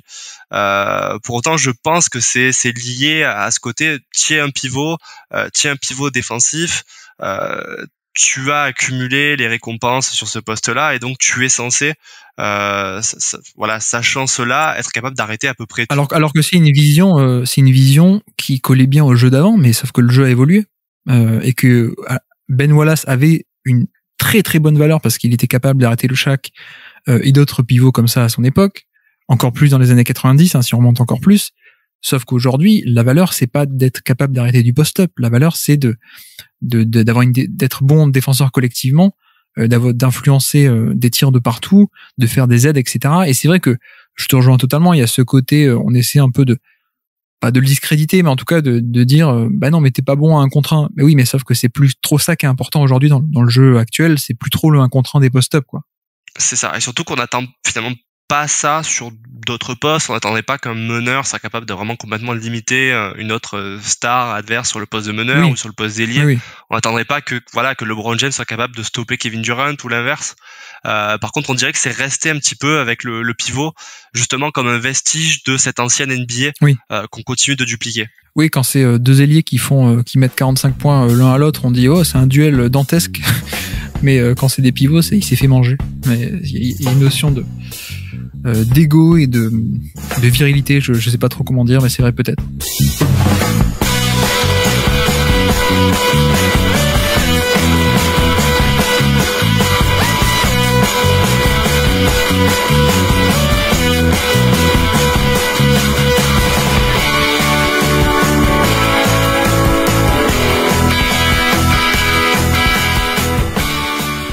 Troisième point aussi que tu essaies de démonter comme argument, en tout cas de reproche qui lui est fait, c'est il n'est pas aussi utile en playoff. Est-ce que c'est pas le principal déjà, celui-là finalement? Est-ce que c'est pas celui qui revient le plus? Sans doute, oui. Et voilà, et qui est considéré comme le plus symptomatique, on va dire, chez Rudy Gobert. Et donc effectivement, celui-là, il me tenait particulièrement à cœur parce que quand on parle de playoff, déjà on parle de match-up. Donc il peut y avoir une équipe qui soit un petit peu comme la kryptonite d'un joueur. Si tu possèdes par exemple Russell Westbrook, on imagine que posséder un fort pivot défensif, ça va être un petit peu la kryptonite d'un joueur comme ça. À l'inverse, avoir une capacité à jouer en 5-out, ça peut être, en tout cas sur le papier, vraiment le grand point faible de Rudy Gobert.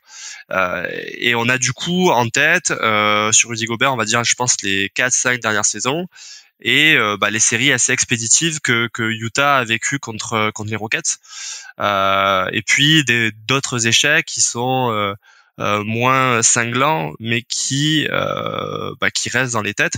Et il y a toujours cette idée de ils ont réussi à trouver comment contourner la défense de Rudy Gobert, et donc en ce faisant ils ont battu le Jazz. Est-ce que si je formule ça comme ça, c'est impossible de gagner avec un défenseur qui fait du drop dans une période où tout le monde aime bien switcher et punir des switches?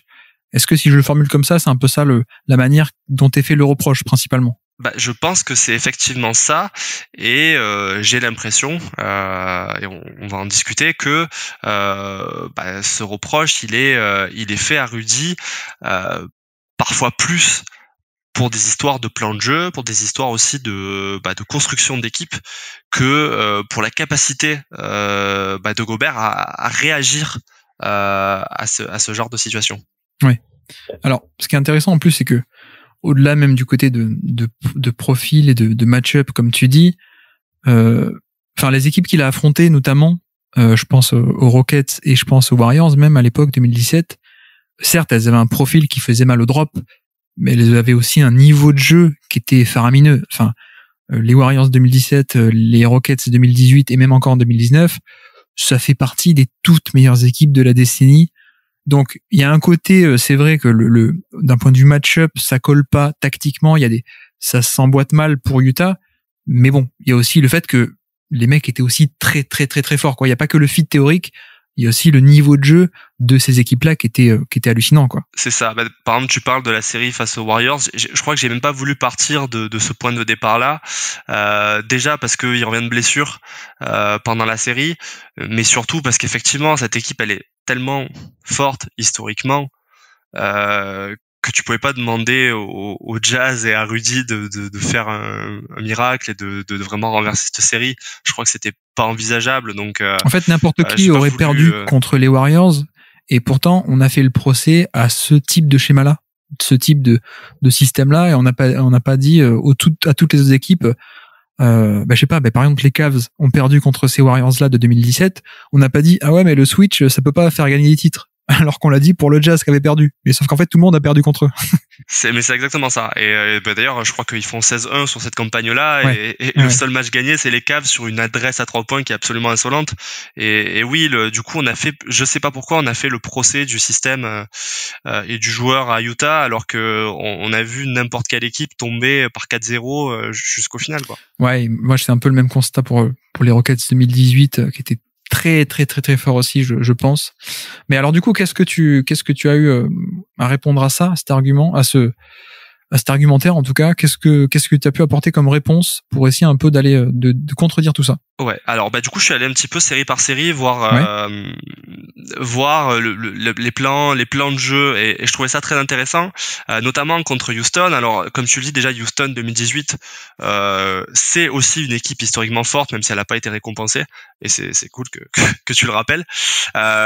Pour moi, par exemple, en 2018, ce qui ressort, c'est qu'il y a un problème de plan de jeu et de manière d'utiliser Rudy Gobert.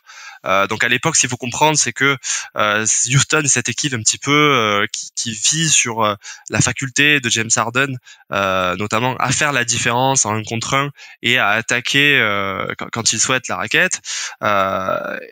Et en fait, qu'est-ce qu'a fait le Jazz? Ils se sont dit, en fait, on va planquer Rudy Gobert un petit peu ligne de fond, et on va lui demander un petit peu en dernier rempart de monter sur James Harden. Sauf que James Harden, dans ce schéma-là, déjà, c'est un joueur qui est capable de se jouer du défenseur, de faire un teardrop. C'est un joueur qui peut déclencher assez facilement, mais surtout, il y a Clint Capella dans la série. Et en demandant à Rudy Gobert de sortir trop tard et finalement de pas gêner l'avancée de James Harden, ils offrent le choix à un joueur qui sait faire du decision making, qui sait très bien finir, de choisir entre le lob ou un tir qui lui convient très bien. Et en se faisant, en fait, Utah n'a même pas réussi à utiliser son joueur de manière à exploiter ses qualités. Donc on a eu un peu l'impression que Utah, ils se sont fait sortir de manière assez expéditive parce que ils n'ont pas réussi à développer leur défense. Mais c'est peut-être aussi la réponse proposée par Quinn Snyder, pour le coup, qui n'était pas adaptée. A fortiori, sachant que déjà à l'époque, Utah n'a pas une défense extérieure qui est extrêmement dissuasive pour le duo Chris Paul. Oui, et puis même ces Rockets-là, c'était le principe de base de ce Houston-là, c'était d'avoir réponse à n'importe quel type de couverture défensive et de schéma défensif sur pick and roll. C'était le pick and roll James Harden et Chris Paul, et si tu fais du drop, il attaque, si tu montes haut, il libère et ça trouve des shooters, enfin bref. Si tu vas sur lui plutôt que sur Capella, c'est le lob, etc., etc. C'était l'équipe qui était parfaitement construite pour répondre à absolument tous les problèmes défensifs. Et donc finalement, ils ont choisi, Utah a choisi de défendre d'une certaine manière. Et Houston était pareil pour contrer ça, et ils l'ont fait. Et je crois d'ailleurs qu'en fait, à ce moment-là, de toute façon, la NBA n'était pas parée pour répondre à ça. Et la seule réponse qu'il y avait, c'était effectivement le switch quasiment systématique. Et il y avait quasiment aucune équipe en dehors peut-être des Warriors et des Cavs qui était armée défensivement pour faire ça. Donc oui, sachant que même le switch, il le punissait avec des scoreurs comme Chris Paul et James Harden qui étaient stratosphériques cette année-là sur ISO. C'est ça. Donc là encore, on dit voilà, c'est encore un échec ou du joueur ou du schéma, mais en fait, est-ce que vraiment le Jazz avait une chance? Moi, ça me paraissait compliqué, vu le niveau de Houston, je pense pas. C'est ça. Et du coup, on bascule en 2019 et pas de chance, le Jazz retombe sur cette équipe des Rockets qui est peut-être quand même un peu moins, oui, un peu moins dominante que l'année précédente, mais qui a exactement les mêmes principes de jeu. Et on sent déjà que je trouve qu'il y a une bascule en NBA à ce moment-là, parce que il y a des équipes qui commencent à trouver des réponses à ce que sont les Warriors, à ce que sont les Rockets dans leur schéma. Et c'est les Bucks qui avaient trouvé un petit peu cette solution en se disant James Harden, on a un problème, mais si on le défend sur sa main gauche, on se rend compte qu'on le prive d'une partie de son jeu. Et donc Là, Rudy Gobert était utilisé un petit peu différemment. On lui demandait plus de rester ligne de fond, on lui demandait de défendre en drop.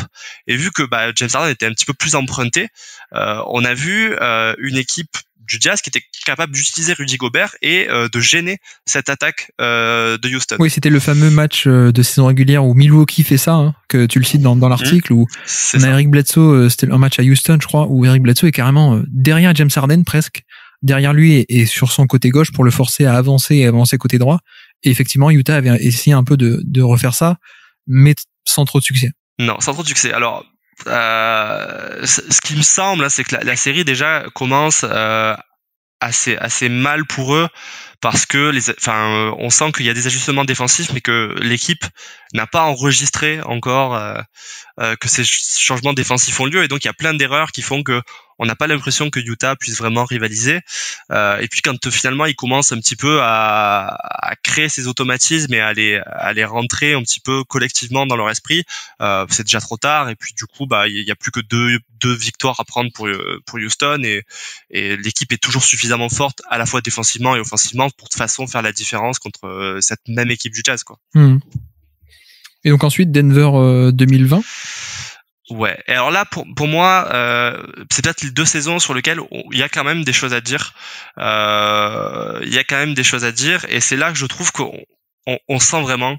Je spoil un peu, mais que le problème aussi de ce qu'est Rudy Gobert, c'est que il y a des limites à ce qu'on peut lui demander.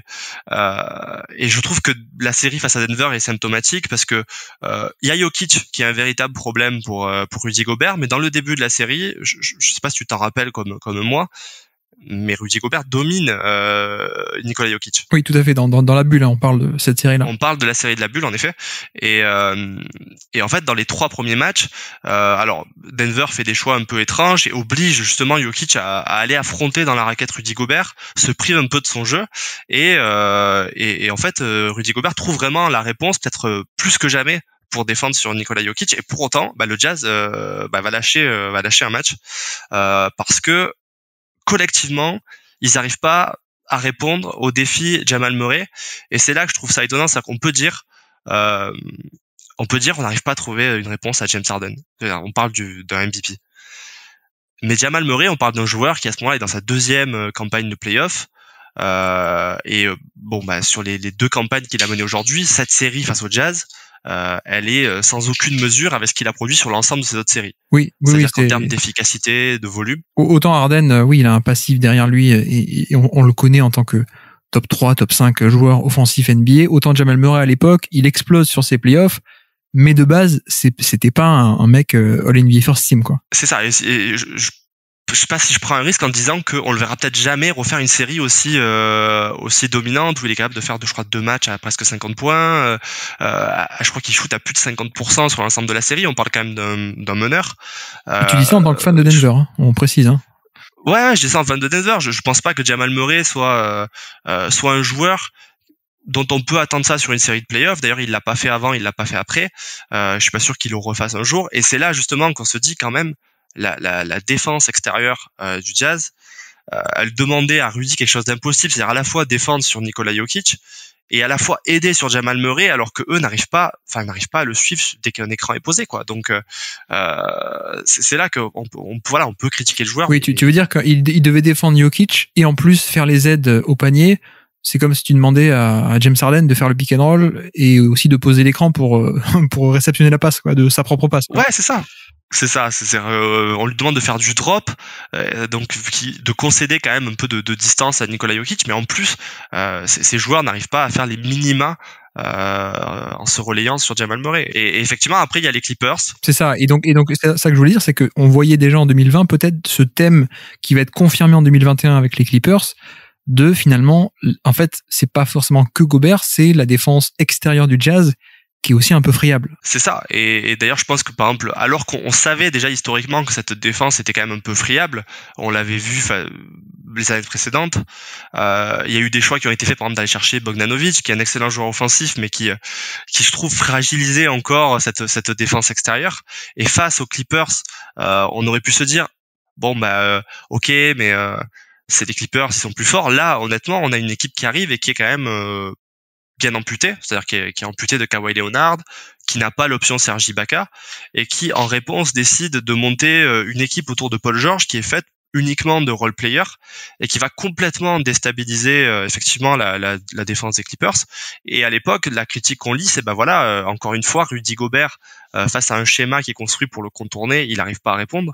Alors que quand on regarde, et là pour le coup, par exemple, les métriques défensives, même si effectivement Rudy Gobert a une métrique défensive qui est faible, il a la meilleure métrique défensive de l'équipe. C'est juste que les autres sont sur des niveaux de médiocrité défensive qui fait que même si Rudy Gobert s'en sort au large, il peut pas à la fois s'en sortir au large et on peut pas lui demander en tout cas d'être la réponse à un schéma défensif qui est censé le contrer. Et moi, c'est vrai que c'est un peu mon inquiétude.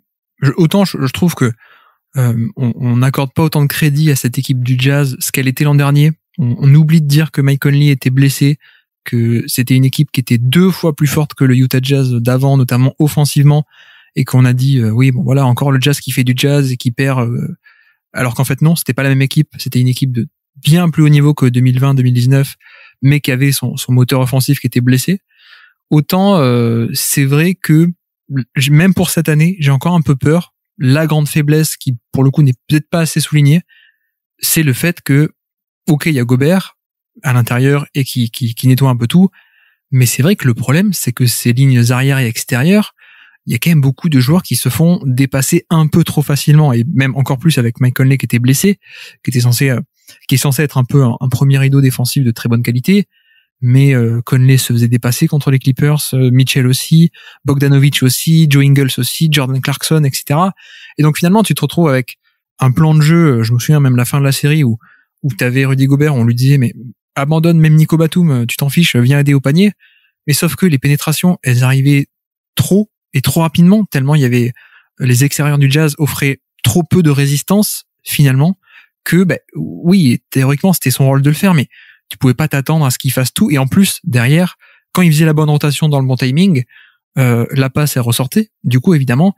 Et l'histoire du match 6 qui les enterre, c'est qu'il y a une réussite à 3 points qui est absurde. Et pour le coup, malgré les déficiences du Jazz à contenir les pénétrations, on avait quand même un Gobert qui venait au cercle, sauf que derrière, ça provoquait des ouvertures et des drive-in kicks pour des 3 points.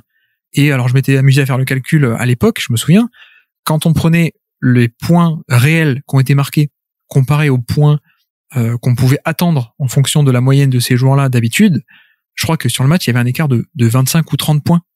C'était des joueurs comme Terrence Mann qui prend feu. On va pas tous les citer, les Clippers, ça, mais en gros, par rapport à leur moyenne habituelle, ils étaient à plus 25 ou plus 30 points que ce que leur moyenne aurait suggéré qu'ils auraient pu avoir. Donc en plus, dans ce match-là, non seulement c'était pas la faute de Gobert en lui-même, c'était aussi que la défense extérieure de Utah faisait des pénétrations beaucoup trop faciles, autorisait des pénétrations beaucoup trop facilement, mais en plus, faut dire aussi, il faut le souligner, la réussite à 3 points de Clippers, c'était quand même absurde sur ce match-là, quoi. Non, c'est ça. Et en plus, ils ont vécu effectivement quelques matchs qui t'enterrent et qui font que je trouve ça empire le tableau. Et effectivement, ce dernier match, il empire vraiment le tableau parce qu'on se dit mais ils affrontent une équipe sans Kawhi Leonard et au final, alors qu'ils sont top 2 de leur conférence et que on les a jamais vus aussi forts, au final, on arrive au même résultat. Mais en fait, ils avaient peut-être pas vécu aussi des soirées aussi cauchemardesques que ce qu'ils ont vécu face aux Clippers. Néanmoins, je crois que ce dont on peut se rendre compte là sur les 2 dernières saisons, c'est que il y a toujours cette thématique de la défense extérieure du Jazz qui revient. Et je crois que les déclarations parce que Rudy Gobert c'est quand même un joueur qui s'exprime, je trouve, plus que la moyenne dans la presse. On sent souvent qu'il veut envoyer des messages à ses coéquipiers, notamment dans la comparaison, je pense un peu implicite qu'il faisait entre l'évolution de Donovan Mitchell et celle de Devin Booker, où il disait regardez, Devin Booker est devenu un défenseur extérieur sérieux, et il sous-entendait que certains joueurs du Jazz avaient besoin d'arriver à ça pour que le Jazz puisse suivre en fait la trajectoire de Phoenix. Et je pense que lui aussi en est conscient et qu'il y a une part de frustration de se dire on n'arrive pas à franchir ce palier parce que moi je touche ma limite, quoi. Oui. Et en même temps, si tu vas chercher des meilleurs défenseurs, ils n'ont pas forcément l'impact offensif de Joe Ingles qui était incroyable et de Bogdanovic non plus, quoi. C'est ça. Donc si tu veux avoir un joueur qui a les deux, ça coûte très très cher, quoi, finalement. C'est ça. Donc je pense que lui, il espère que collectivement la réponse arrive par un peu plus d'efforts de chacun, mais en fait, c'est part peut-être de trop loin pour finalement que cette équipe du Jazz puisse un jour rencontrer les attentes qu'elle avait, quoi. Alors, moi, pour répondre à ce truc de ça va leur baisse en playoff, je vais revenir un peu en arrière. Je crois que je vais aller encore plus loin que toi. Okay. Je vais aller encore plus loin que toi. Je vais même pas nuancer la défense. En fait, je pense qu'on est totalement passé à côté. En tout cas, ça n'a pas été souligné dans les grands médias. Mais pour moi, c'est clair et net que le problème de Utah durant toutes ces années et ces séries de playoffs, c'était pas la défense. Le problème, c'était l'attaque. Et ça, c'est très factuel, hein, quand on le regarde dans les chiffres. Et même au-delà de toutes les nuances qu'on a pu apporter avec le fait que voilà, Golden State ou Houston, c'était des tops équipes, en plus du fit, il y avait un niveau de jeu qui était très haut, etc., etc. Ok. Sauf que, en fait, quand tu regardes les chiffres, finalement, la défense de Utah, alors je veux bien, si tu veux, on élimine Golden State, même contre Houston, ces 2 années, 2018 et 2019, ils s'en sortent pas si mal que ça. Ils s'en sortent même plutôt pas mal en défense. Ils maintiennent les Rockets à un offensive rating de 112 à peine, alors que leur moyenne, c'est 115. Donc, je répète, 115, c'est la moyenne. Donc, il y a des fois, Houston, il pétait beaucoup plus haut que 115. Et pourtant, sur la série, ils les maintiennent à 112, ce qui est quand même pas mal. Et même, si on enlève le dernier match de la série de 2018, on est même à 110, si on enlève le match où il y a eu un blowout sur la fin de série. Voilà, donc le problème n'était pas trop défensif sur cette série de Houston 2018. Le problème, c'était que offensivement, Utah a marqué 100 points par 100 possessions. Et ça, autant dire que c'est très mauvais. Pour vous dire, en termes d'offensive rating, le pire cette année-là, en 2018, c'était Phoenix, qui était la pire équipe d'offensive rating. Ils étaient à 103 points par 100 possessions. Et sur cette série, le Jazz était à 100 points par 100 possessions. Donc pire que le pire offensive rating de NBA cette année-là. Et voilà, le problème est assez évident. On en a un peu parlé avec le fait que Gobert ne pouvait pas faire des post-up pour punir des switches. Houston est une équipe qui faisait des schémas en switch de manière très abondante et qui forçait un peu, en tout cas qui arrivait à enlever tous les décalages qu'un système offensif pourrait créer. Et donc tu te retrouvais avec une équipe de Utah qui était obligée de faire face à des switches et donc à des 1 contre 1 et qui avait pas du tout le personnel pour punir ces 1 contre 1, que ce soit Gobert sur post-up, mais même à l'époque, le leader offensif c'était Donovan Mitchell, mais il était rookie. À côté de ça, il y avait Ricky Rubio, qui est pas non plus qui est même plutôt mauvais en termes de scoring individuel sur des 1 contre 1. Bon, après, t'avais Joe Ingles, ok, bon, mais c'est pas non plus la folie, Joe Ingles. Rodney Hood, Jake Crowder, Royce O'Neal. Bon, bref. C'est pas exactement des mecs que tu attends pour punir des switches. Donc voilà. Série 2018, ce qui a pêché, c'est certainement pas la défense qui a plutôt très très bien tenu le coup face à Houston, face à la moyenne de Houston de d'habitude, c'était l'attaque. Bon, un peu la même histoire pour 2019, je vais peut-être pas aller autant dans le détail, mais de nouveau, ils tiennent Houston à un offensive rating de 108, alors que la moyenne de Houston cette année-là, c'est 116. Donc voilà, ça a créé qu'un n'empêche. La défense sur cette série, elle tient. Et par contre, l'attaque, c'est pareil. 100 points par 100 possessions. Et encore une fois, face à ces fameux systèmes en switch où des Rubio, des Mitchell, des Ingles, des Jay Crowder, etc. sont pas capables de punir de manière efficace.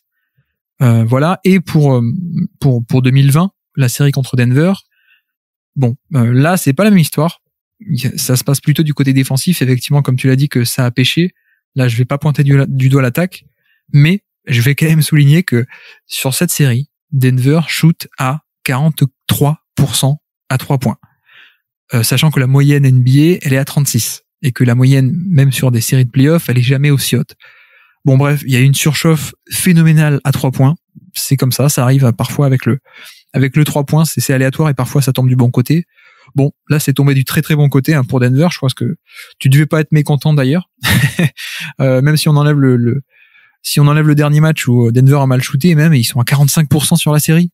C'est un peu phénoménal. Donc voilà, moi c'est un peu pour... Vas-y, je t'en prie. Ouais, non, mais je dis après, heureusement, Denver rendait aussi l'appareil en étant complètement tout à fait en défense. Voilà, mais c'était aussi pour rappeler que, ok, Denver, la série était prenable et ils ont un peu merdé, mais quand même, il y a eu cette réussite à 3 points qui était incroyable. Pour vous dire, par 100 tirs, l'écart entre 43% et 36% qui est la moyenne, on est sur du 20 points d'écart. Sachant que sur la série, ils en ont tenté 250. Bon bref, ça fait un sacré paquet de points qui est de différence, qui est juste et sur de la chance au shoot, on peut dire ça comme ça. Mais bref, tout ça pour dire aussi que principalement mon point c'était de rappeler que contre Houston, c'est pas tant le fait de faire des drops et d'avoir un pivot comme Gobert qui fait du drop qui n'a pas marché. C'est surtout qu'en attaque, ça ne marchait pas face à Houston qui était une défense de très très très haut niveau aussi, il faut le rappeler. Et donc l'argument de on peut pas gagner avec un Gobert qui fait des drops, finalement si on veut utiliser ces exemples-là, pour moi ça marche pas trop.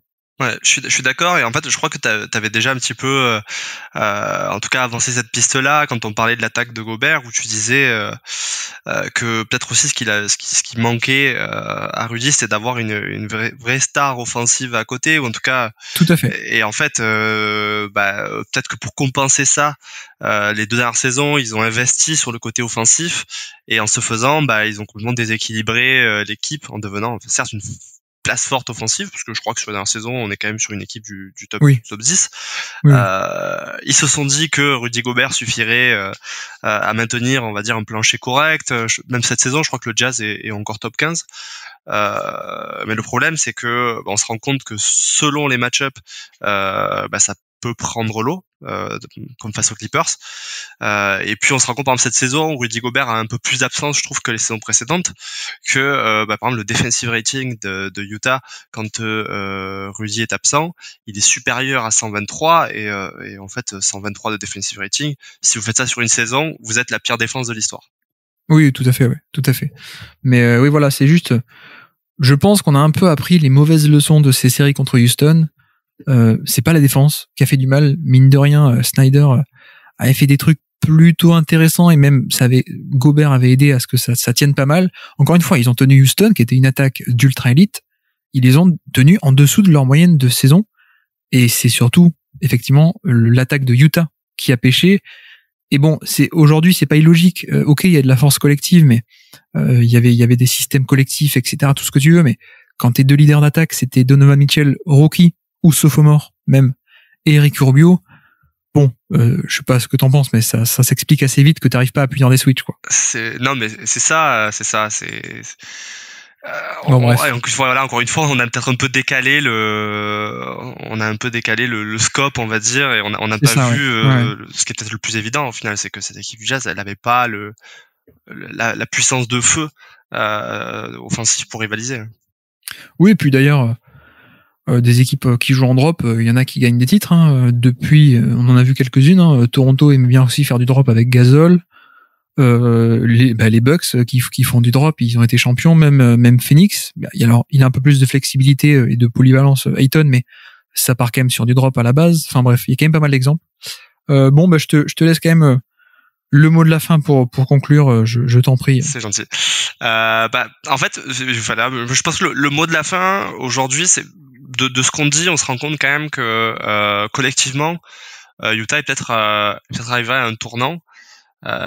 C'est-à-dire qu'ils seront peut-être jamais meilleurs que ce qu'ils étaient l'année dernière, et que ça n'a pas suffi. Et je me dis que si du coup on fait ce constat, peut-être que pour apprécier Rudy Gobert, en fait, il faudrait vraiment juste se concentrer sur le joueur qu'il est, et ne pas lier, on va dire, la manière de percevoir le joueur à des choses qui échappent un petit peu à son giron. Et je pense que si Rudy Gobert est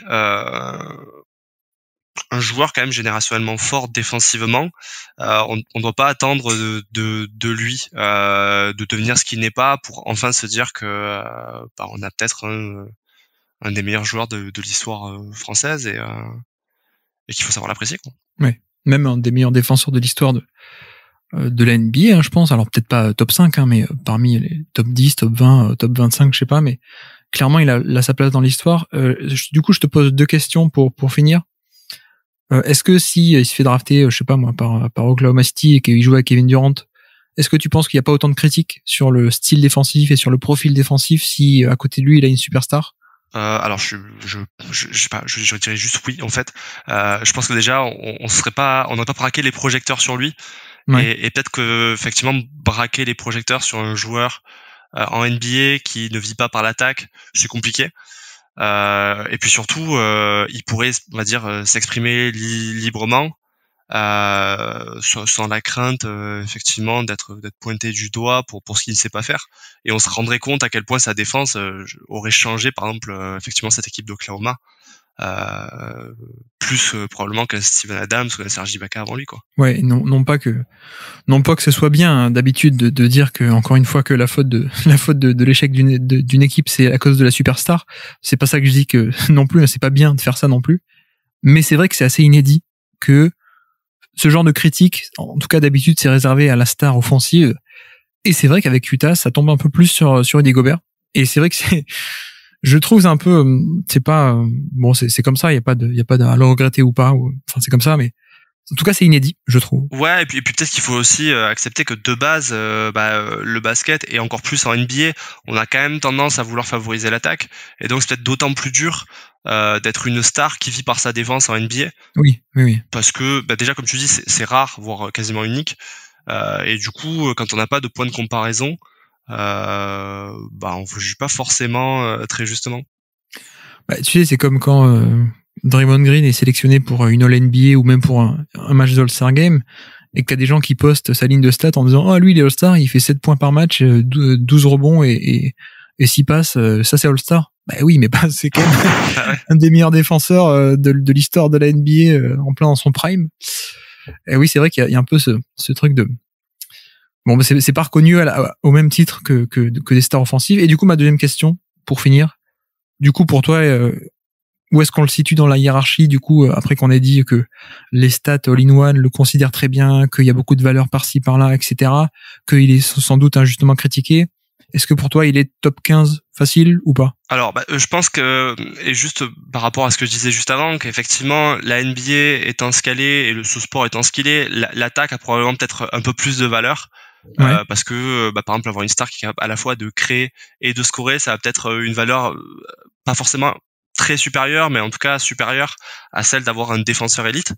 Par contre, j'aurais pas trop de problème à mettre Rudy Gobert dans le top 15. Ça me semble presque évident aujourd'hui que il se situe largement dans les 15 joueurs les plus influents en NBA. Donc peut-être que ça peut étonner certaines personnes, mais personnellement, je le mettrais sans hésitation dans cette catégorie-là. Et je sais pas toi si tu as réfléchi à la question, mais toi, si par exemple tu le positionnerais, où est-ce que tu t'es dit carrément Si, moi je pense qu'on est dans ce niveau-là, à peu près top 20, top 15. Pour moi, c'est assez clair que ce genre de joueur peut avoir un impact à ce point grand. Je pense un peu toujours la même chose aussi pour Draymond Green, effectivement. Mais tu vois, à part évidemment les Kevin Durant, Stephen Curry, Luka Doncic, etc., eux, tu les échangerais pas contre Rudy Gobert. On est d'accord, je pense. Mm-hmm. Mais si je te dis des noms du genre, je sais pas moi, Zach LaVine, est-ce que tu préfères Rudy Gobert ou Zach LaVine? Ouais, la question se pose. Et en fait, je pense que quand on arrive à ce type de joueur, on est vraiment dans une question, c'est pas forcément qui est le plus impactant, ça va être qui j'ai dans mon équipe. Et dans ce cas-là, je peux sans difficulté switcher Zach LaVine contre un Rudy Gobert. Et le fait qu'on hésite un peu, peut-être ça montre que il fait partie de ce chapeau-là. Après, dans l'ordre, on les classe un peu comme on veut, chacun a ses affinités, mais je pense qu'il fait partie en termes d'impact de cette deuxième chapeau après les méga superstars offensives, effectivement. Et donc on doit être top 15, top 20 peut-être. Ouais. Et peut-être alors pour prendre un exemple encore plus, mais par exemple aujourd'hui, on sait que c'est compliqué pour Brooklyn visiblement dans un vestiaire. Est-ce que, sachant par exemple que tu peux avoir une des 3 stars, tu échangerais pas une de ces 3 stars qui n'est pas contre Rudy Gobert si t'en as l'occasion? Si on reste sur le plan théorique et pas les histoires de vestiaire, oui. Ah oui, je pense qu'il y a une très belle complémentarité. Je pense que tu peux t'en sortir avec seulement 2 superstars offensives et une superstar défensive qui est Rudy Gobert, ça on est d'accord. C'est ça, donc je me dis en fait selon les situations tu peux même envisager faire un échange de Rudy Gobert contre Kyrie Irving ou James Harden, donc c'est quand même dire où il se positionne aujourd'hui dans la hiérarchie et quel type d'impact il peut avoir sur ton équipe. Tout à fait. Eh bien, merci beaucoup d'être venu parler de ton article avec nous, Jérémy. Et puis, merci beaucoup à toi de l'invitation et c'était très sympa pour cette première. Vraiment, super format. Eh bien, plaisir partagé et j'espère que tu reviendras à l'occasion. Merci.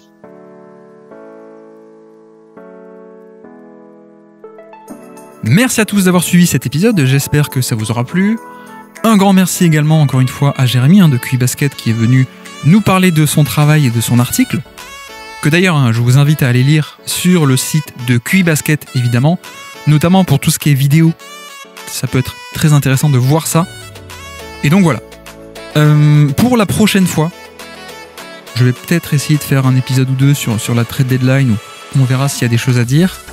Donc il y aura peut-être un épisode un peu improvisé, mais en tout cas ce qui est sûr, c'est que la fois d'après, on va parler de la saison NBA, notamment du point de vue du Covid, et finalement de toutes les répercussions qu'on a pu avoir sur cette saison. Vous allez voir qu'il y en a pas mal. Donc sur ce, je vous remercie une nouvelle fois de nous avoir écoutés jusqu'au bout. Merci également encore une fois à Jérémy d'être venu sur le podcast. Et moi je vous dis à très bientôt. Ciao.